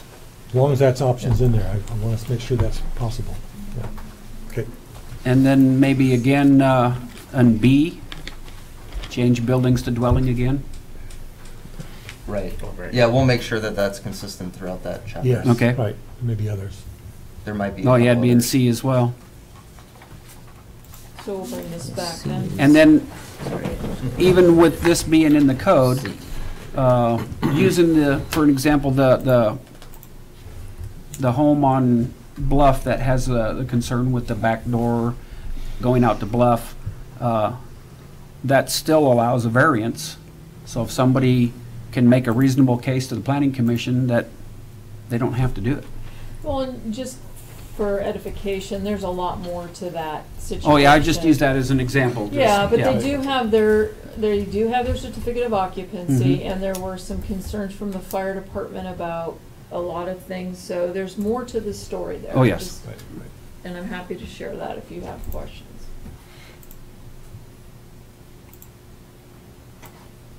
So tabling for changes, So I guess if that were to cut that particular issue about having the gate, the fence, the driveway, or I mean the walkway there, if it were to come forward today in the planning, would that be something that would be an issue? Sorry, can you repeat that? I was being distracted by So, sir, audience discussion. so Sidewalk. let's just say that, yeah, that particular, we know that there needs to be a sidewalk there. That wasn't in question. But the pathway and the door, From the back door. the back door, Back door, that's right. into there, if that were to be coming forward, would that still be raise a flag of an issue for that particular house, or say there was another house next to it? So in that that, we need to- so in a situation like that, the applicant of the subdivision had the option of bringing that before planning commission. I'm Let saying me- with let the me code just finish. changes now, Yeah, going make it forward. Not, I general don't want to know about what's happened. No, in I'm the just going to past. tell you though. Just So that one. They have the option to do a variance for the subdivision level.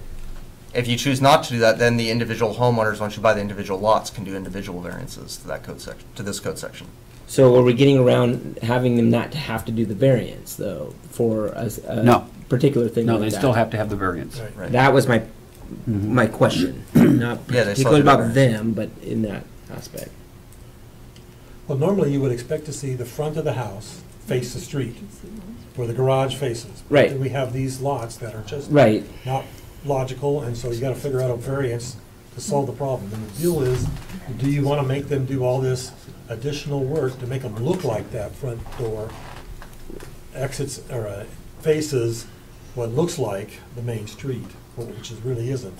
Which, to me, that piece between Langensan and I think it's Antler on DeBarco, those whole long list, I think there's except one house, they're all that way. Yeah, it's that piece right there. Yep. These. Yeah, it's those, right there. Nobody uses the front doors, really, other than to decorate. Everything happens behind it. And it just really is a... It's for aesthetics. It's really for people driving down the road, right. So But the people who live in those things, those are valued far less than a house that entrances, parking, all come from the front door. In this case, everything comes from the back door. So Mhm. for me as a realtor, those houses are less valuable, harder to sell because of that configuration. So with the variance, do they have to go in front of the planning commission for that variance? Are we talking about a subdivision or an individual landowner? Because that's the distinction is. If it's a subdivision, they go before planning commission. If it's an individual landowner, they can come before the planning director. However, if the variance request is of their own making, which it typically would be, then I would have to deny the variance. So typically, I just tell them, don't even bother coming before me, just go to planning commission, because the planning commission has Oh, the okay. ability to do the special variance, if you remember. Right. I'm And trying then to you get don't have away to, from. you're not around those same rules. I'm trying to get away from having this huge process Right. for someone building the house there that has to go through this whole rigmarole to not have to do something which makes sense. I don't know, maybe there's somebody out there who has a better plan. I don't know, Dale? Well, we closed the hearing. Public's closed, but there's always, Well, we've closed the public hearing. Yeah. I'm looking for. So do you see what I'm Yes. trying to Oh, get yeah. at? It's this Yeah. is a lot on a individual home builder, you know, even if it's a professional builder or just a normal me building my own house, or to go through just to change the orientation that doesn't make Well, I think costs more doesn't make money. sense. Costs more money, it's through not the friendly. variance request, takes more time, getting it on the planning commission and everything. I mean, that's why we typically tell people, is that if you don't want to do this with the development, then the developer should be asking for the variance. So then they come in, they're more used to the planning procedures, because that's what they do, they develop property.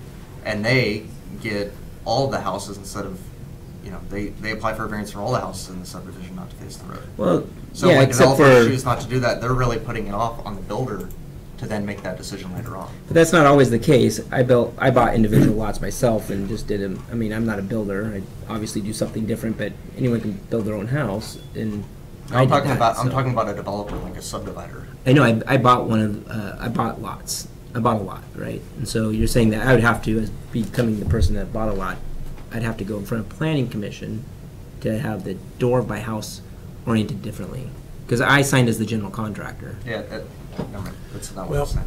as cumbersome as it appears So you're to saying be- I wouldn't have to do that then? No, I was saying that's why we as staff usually tell large developers of big subdivisions to come and do the variance procedure for the whole subdivision.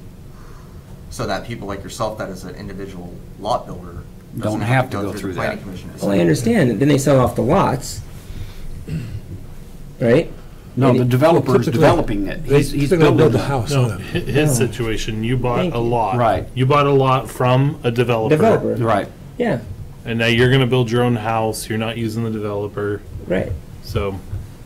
Yeah. But didn't the developer have an approved plan already? But it has nothing to do with the orientation of my front door. That does, Actually, I guess it this does. is where I'm. It does, actually. Well, I think that should then probably be changed. But you know what I'm saying? It's kind of getting really convoluted and hard on the. I just wanted to build a house. Well, I guess I without- take it a little more personally because I had to build to. Yeah. Well, without a lot of more conversation and more trying to figure something out that we don't seem to be coming up with an easy solution, I'm inclined to leave it as it is. Let staff see several examples of things that come to them, and I'm sure something will present itself, and hopefully they'll say, it looks like we've got a solution for this convoluted process. But, other than working on it until, I don't know how long you want to do this, but I think there's no real solution coming and presenting itself. So let's leave it this way, see if staff can come up with something that will solve the problem in the future and have them present it back to us and solve it then. Otherwise, I'm open to some ideas, but right now, I don't know how you do it done differently. Sounds like a motion. Yeah, I guess. Well, yeah. The only thing here, I think, is if we have staff rewrite this whole section of the code, that's not just a, make a couple changes. We've already had one reading and one vote on it. So I think we can do, David's not here, but I think we can do tweaks on it. But at this point, I think it's either a pass or a fail with minor tweaks. It's not a Correct. complete rewrite. That would be correct. Right, I guess I'm suggesting taking it out, but I would like to find a path forward, whether we have to bring this back and change it, again, with a first and second reading, that isn't so convoluted Right. and restrictive to the landowner, to being able to do something without having to take it to planning commission in the future. So I agree with you, Carl, we talk about striking the second line, changing it to Dwellings. residential. Dwellings, right. Dwellings, Yep. thank you. I think those were the two comments that we've come up with, right? That we're Right. gonna. Right. So, So it sounds like you're making a motion. but I do want to say that I think we should bring it back because I think it is maybe a little bit more overbearing for the individual to be able to go through the process. Yeah, I don't think some of these tweaks should have to pay and go through the whole planning or planning commissions to have a situation like we've had there or some other places. Right. So. Yeah, I'm inclined to think that there's somebody out there who would look at this process and say, oh, shoot, let's just do this. And it'd just be a great idea, and they can bring that to staff, and staff would present it to us, and we'd say, why did we think about that? But that's not something we're going to solve tonight. So I would say your motion, it sounds like, and I would second it, is that we go forward. We should, we need to have a second read. Yeah. Right, do that. But Well, let's get a motion first so that we can adjust the request for the second reading. The other option would be to, don't hit me.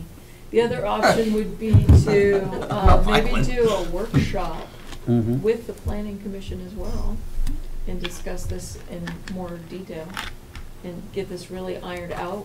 hopefully Before we once and pass for it. all.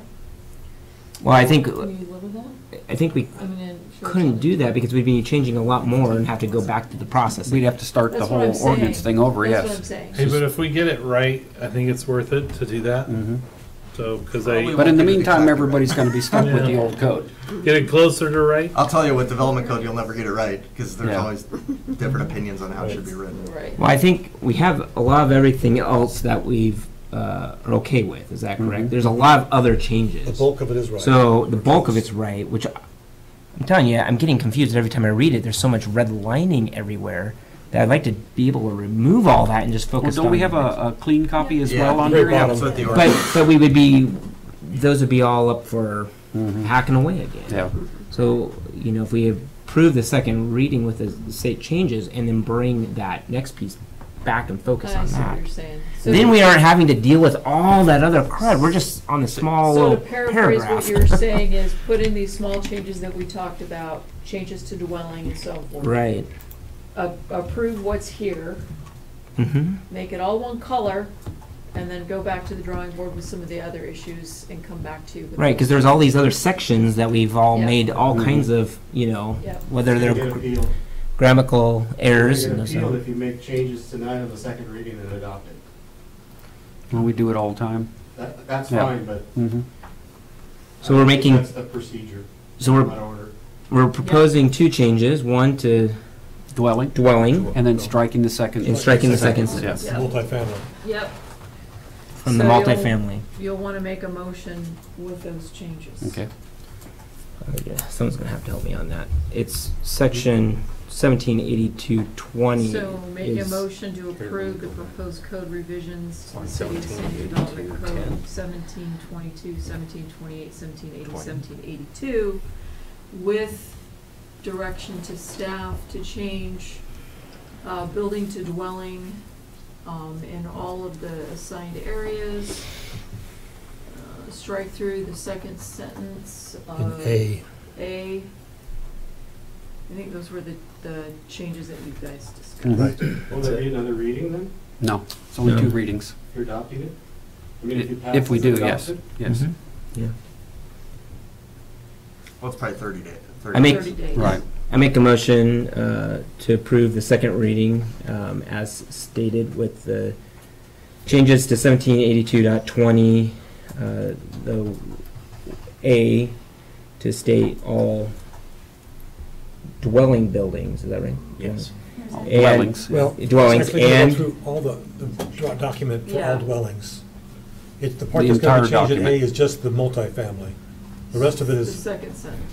Okay, changing residential buildings to dwellings to dwellings throughout the document. and striking the second sentence of 1782.20A, multifamily residential buildings adjacent to Transit Street shall have the primary entrance of all ground floor dwelling units oriented towards the Transit Street unless otherwise reviewed and approved by the director striked. Good job. And I'll second that. Motion by Jeremy, second by Carl.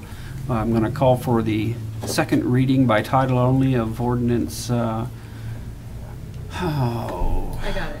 okay, you got it. Ordinance number 2018-29, an ordinance amending certain chapters of Title 17 of the Sandy Municipal Code with discussed changes. Okay, all those in favor signify by saying aye. Aye. Opposed? Motion carries unanimously. All right, resolutions. Look forward to the workshop. Yes. Yes, indeed. See if we can get that cleaned up enough where people don't have to go through variance.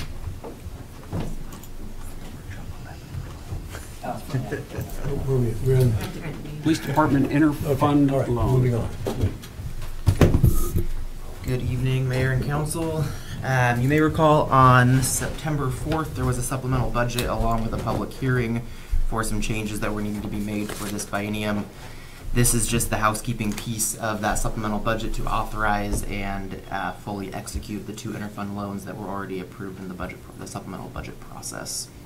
So the first resolution, 2018-33, is the resolution authorizing an interfund loan from the transit fund to the general fund to offset some costs associated with capital outlay for the police department. Finance is proposing a 2% interest rate and 10-year term on that as allowed by ORS, since it is a capital interfund loan intended for capital purposes. 2% interest comes from, as we've historically done, just what's equal to the current interest rate in the local government investment pool. So I believe it was 2.01% in the month of October when we originally drafted this back in September. It was closer to that 1.99 or 2% interest that we went with. That is just the proposed interest rate, so if council sees fit, we can adjust that as necessary. But our paperwork here says 1.92. That was when the document was written in September. Oh, I'm sorry. Then yes, 1.92. Okay. Apologies, I didn't. It was, like I said, it was 2.01. I just did the bank rec today, so that was the interest rate that I was looking at today. So we 2.01 or 1.92? Well, 1.92 is Okay. when I drafted this. I would go along with the 1.92 because that's what we had budgeted in the supplemental budget. Excuse me for the misspeaking there. It's okay. Let's stay with the. You had said that during public comment that the resolution could be also commented on? Yes, sir. I just have a quick comment, and that's about budgets. I look at budgets every day because I run a business. Earlier in the meeting tonight, we talked about the transportation fund is poorly funded, underfunded, and I just raised the question that these two resolutions are going to transfer money from that transportation fund to the police department telecommunication funds that are both maybe overfunded. I don't know. It hasn't been mentioned, but we know that it's transferring money from a fund that is undervalued or under. Well, This is one transit. sec. This is transit, not transportation. Different fund. This came from transportation fund. Transit. Transit. Transit. It's transit. Transit. Yeah. It's totally separate. Sorry. Sorry for sticking around on that. Bye, Dale. Good, right. Okay. Ready for a motion? So 1.92 is the legal number? 1.92 is what I would All right. yes Okay. Suggest. Excuse me. All right. Any further questions, comments, discussion? I make a motion that we approve resolution 2018 33. 33. I just want to make sure I was on the right one. 33, resolution authorizing the interfund loan from the transit fund to the general fund, police department. Second. Motion by Jeremy, second by John, that we approve Resolution 2018-33, a resolution authorizing an interfund loan from the transit fund to the general fund, the police department. All those in favor signify by saying aye. Aye. Opposed? Motion carries. And then 2018-32. So we'll just go back in time like 5 minutes to the prior number resolution. I'll repeat all the same things I said previously. 1.92% interest rate for 10 years. It is a capital loan. This is to fund some additional capital outlay in the telecommunication fund. As you know, the take rate for fiber has been Awesome. higher than ever anticipated, so there's just been a larger outpouring of capital expenses. And the goal with this is to just get telecom on the right track to be in the black as soon as possible. I would move approval. I'll second that. Motion by Jan, second by Jeremy, that we approve Resolution 2018-32, a resolution authorizing an interfund loan from the transit fund to the telecommunication fund. All those in favor signify by saying aye. Aye. Opposed? Motion carries. Thank you, Andy. Thank you. I'm sure those two departments thank you as well. Brings us to the consent agenda. I move that we approve the consent agenda. Good job. Second. Motion by Jeremy, second by Carl, that we approve the consent agenda as written. All those in favor signify by saying aye. Aye. Opposed? Motion carries. City Manager's report. Yes, I'm happy to say that the wastewater treatment facility plant plan, its first draft through Burry Smith, has gone off on schedule to DEQ for their first review, and they have until the 15th to get comments back. And once we get their comments back, at some point shortly thereafter, we'll bring the plan to you. There's several options, and show you what Murray Smith has been working on. We have several options. And we'll have recommendations on those options and pros and cons of each one. Dollar amounts as we get At the closer. 15th of November or December? 15th of November is when they have to get their response back to us. That'll be before our next meeting then. Correct. Mhm. And then, as you'll recall, the health department came out and did that tobacco retail license Yes. spiel. Now the county's asking for a resolution by each city in support of doing that tobacco retail licensing program. I did not draft a resolution yet. I wanted to ask you if you wanted to support that, and if so, by resolution. That's a question.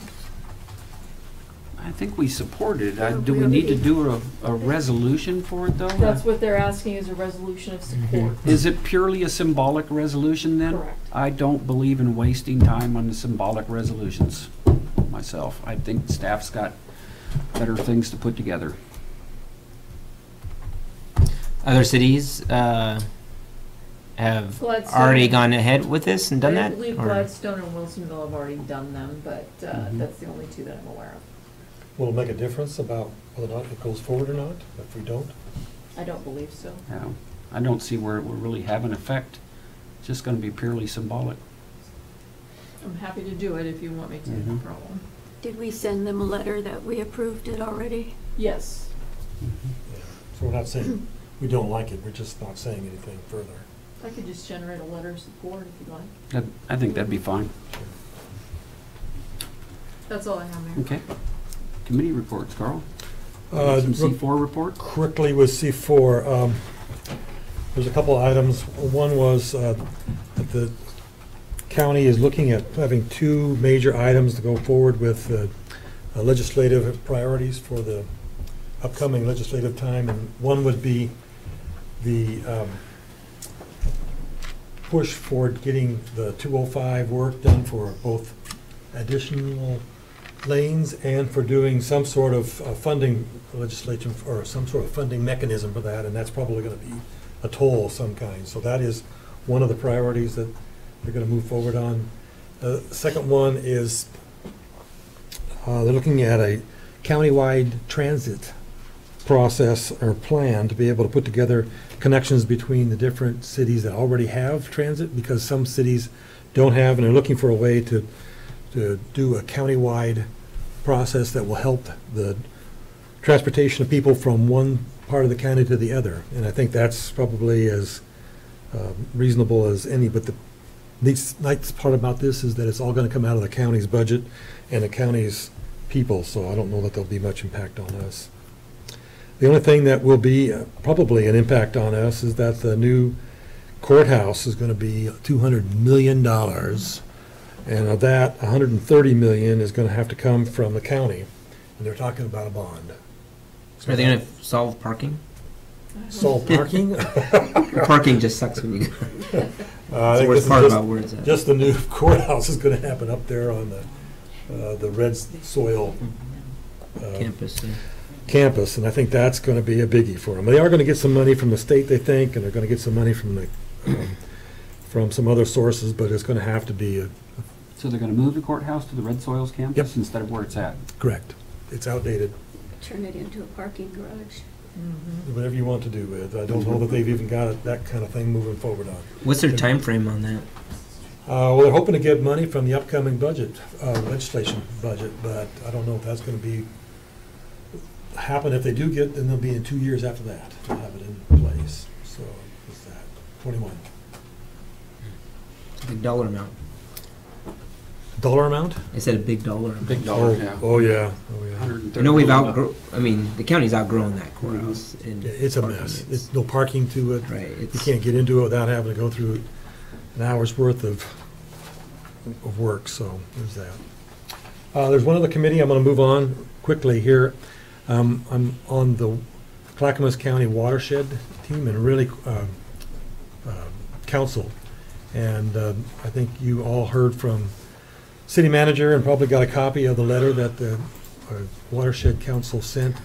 Some of the talking points are as they sure appreciated what Mike and I did in terms of a candid tour, but they wrote this letter to DEQ that they are disappointed in a way that things are currently in place. They're concerned about a number of different things that are on site when they found the walkthrough. So I'm seeing that there may be some sort of comment, some sort of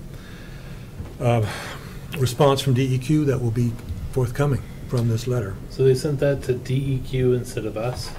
We got a carbon copy of it. It also went to a number of other entities.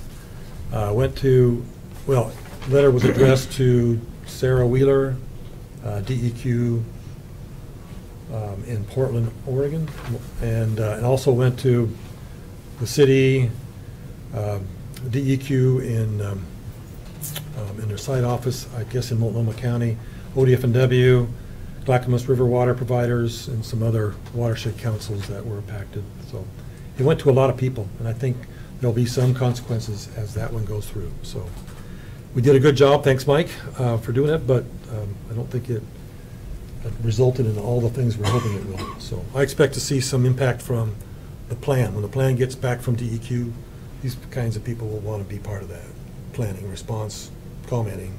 So look forward to more activity from them. And that's it for me. Jim? John? Nothing to report? Jeremy? I went to the annual OBAC Oregon Connections Conference over in Hood River, and I'm on OBAC, and at there I got unanimously voted into being the vice chair of that committee. So I'm now the vice chair of Oregon Broadband Advisory Council. But that's all I have. Okay. Is that congratulations or condolences? I don't know. Maybe a little both. We did submit our every other year. The OBAC has to present to the legislation cycle the state of affairs for broadband and internet connectivity for the state of Oregon. That was just submitted. It's 130 some pages long, but yeah. Okay. How about council report? Okay. Scott? John? I have a short story. Saturday night, my son was in the back of the boat cleaning out, and he started screaming and yelling for me. He was crying, and I went out there to check on him and found out he had stepped on a treble hook in the back of the boat, and it's a barbed hook, and it went in past the barb. So right when I saw it, I was thinking, okay, he's not going to let me take this out, so we're going to have to go to the doctor's office. It's about 7-ish on Saturday night. Locals closed. Going to Gresham, they closed at 8, so we tried to get some service there, but ended up at the emergency room over on Stark until about midnight.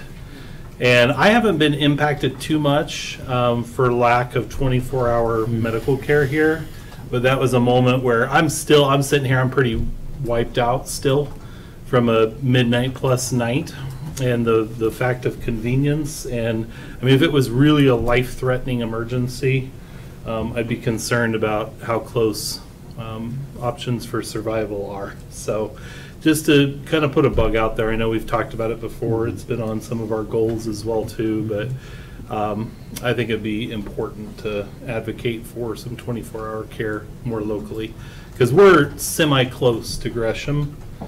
I mean, you get further up the hill and you're a long ways out, and I'd hate to hear a story of a person not making it because there wasn't something a little bit closer.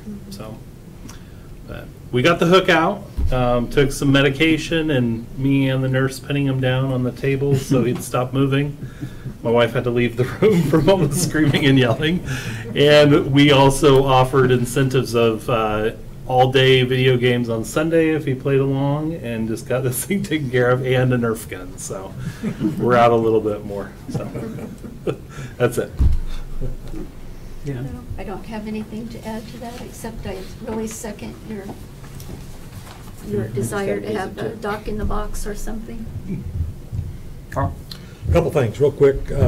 One is we decided not to do anything about a plastic bag prohibiting thing in the city, and there have been some conversations between myself and several people on some of these internet sites, and particularly the one that I'm mostly being hit by is this neighborhood mining park site. Getting a lot of people responding to what they would like to see, and this is kind of pushing us towards, there's a group of us going to meet on Friday afternoon about 2:15 at the library, talk about possibilities, what would be, what we could do to help move forward with a less than absolute plastic bag ban, what we could do to invite and to encourage and to see things moving forward on it. So I'm just putting it out there. If you've got any time on 2:15 in the afternoon, the timing was a negotiation point, so I'm not sure that I would even begin to change it. But if you don't have the ability to make it, I'd be more than happy to take any comments by email or by Facebook or by just calling me up and let me know what's going on there. I think Jan is planning on being there too. Yeah. I think I heard that. And, Linda Malone and Susie Jenkins from the library. Right. So there is some things we're trying to do to make that plastic bag volunteer idea work forward. So there's that. I have a concern. We're making the selection for the city manager. This week we're looking at interviews. And one of the things that I thought we heard was that the citizens of Sandy would like to be a part of that process. And I understand there's going to be a interview process for that group of people. But from what I understand, the gathering of the process is that council will not hear what those people's thoughts and ideas were when they interviewed these top 5 or 6, whatever it is, candidates. I would love to hear what they say, what they're thinking, and what their process of elimination down to, or any recommendations would be from. I really would like to hear that, and I don't know that there's a process for that to happen before council on Saturday, which I think that's what we're going to be doing. I would love to hear what they thought. In a way you will, because Okay. they're all going to vote on a scale how each of the candidates answers. So they will be rated. And Okay. so essentially you will hear them through their ratings. Okay, but I still think, I would love to hear what they thought. I would love to hear some of the comments about what that was the best, what was the reason behind some of those numbers. My intention is if there isn't going to be some process formally, I'd like to go, I'm going to go informally and kind of check in with some of those people and ask them how they thought. After your interviews on Saturday. Well, that would Because make they interview on Friday, we're doing it on we Saturday. interview on Saturday. And you're saying I can't hear those people's comments? You're before gonna then? get, at the end of Friday, going into Saturday, the Mhm. folks that we're interviewing, they're gonna be consolidating all the scores from all the different sessions that they went to that day, which is a numerical value of the feedback. And so the scoring rubric will have really clear outlined what you mean by a score. Did you do poorly on the response and you're getting graded between a 1 and 10? And so if the person's getting a 2 or 3 versus a 9 or 10 for a superb answer, you'll be able to see that based off the ratings of the individuals. But if you're looking for specific comments, that won't be available. I mean, we're already pulling some serious time management to, where you at? There you are. We're pulling some serious time management even to just pull off getting the score values pulled Okay. together in time for Saturday. Well, And the to me- questions will be adjacent. The questions would be adjacent to the scores. Okay. It just seems like I was hoping to hear from the citizens about what kind of things really made a good choice for them. And it doesn't sound like I'm going to get a real clear picture of that until maybe later on after this council takes a look at it. Well, that scoring will give you that clearer picture. It's going to take some interpretation from you, but I believe you will get what you're looking for. I hope so. I want to. I want to hear from the citizens on this one. Okay. And real quickly, the county, again, in their great wisdom, has decided they want to get our response about how to support the VRM increases this coming year. VRF, excuse me, yeah, the vehicle registration fees. And they are setting up a certain number of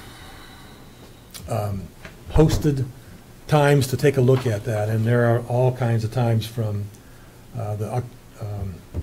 all through November to be able to do that. And I have a sheet here of things that says when they're going to be doing that. And they're gonna wanna see people hear and understand what the VRF is all about, so. just- I think the state must have already done an increase. I just re-registered one of my vehicles this week, and it went from $86 to $112. Oh, So it's okay. already gone up some. Sounds like we're gonna be in line More. for another one. and that's all I have. Okay. As you all know, tomorrow is the last day to get out to vote. So if you haven't voted, you cannot mail your ballot. Please drop it at the mailbox, the ballot box behind City Hall or out by the library. Or in Boring. They got one out in Boring too. Do they do have one? They do at the bank. You're Okay. driving, you left town, and you're like, what? Yeah. Or you can even take it directly to the county clerk's office. Anyways, I know I won't be the only one who is very happy when it is all said and done. The political ads have been horrible this year. All right, we're done. Thank you. So are we meeting Friday night or picking up materials Friday? Need a bigger They're recycling gonna- can. So, John,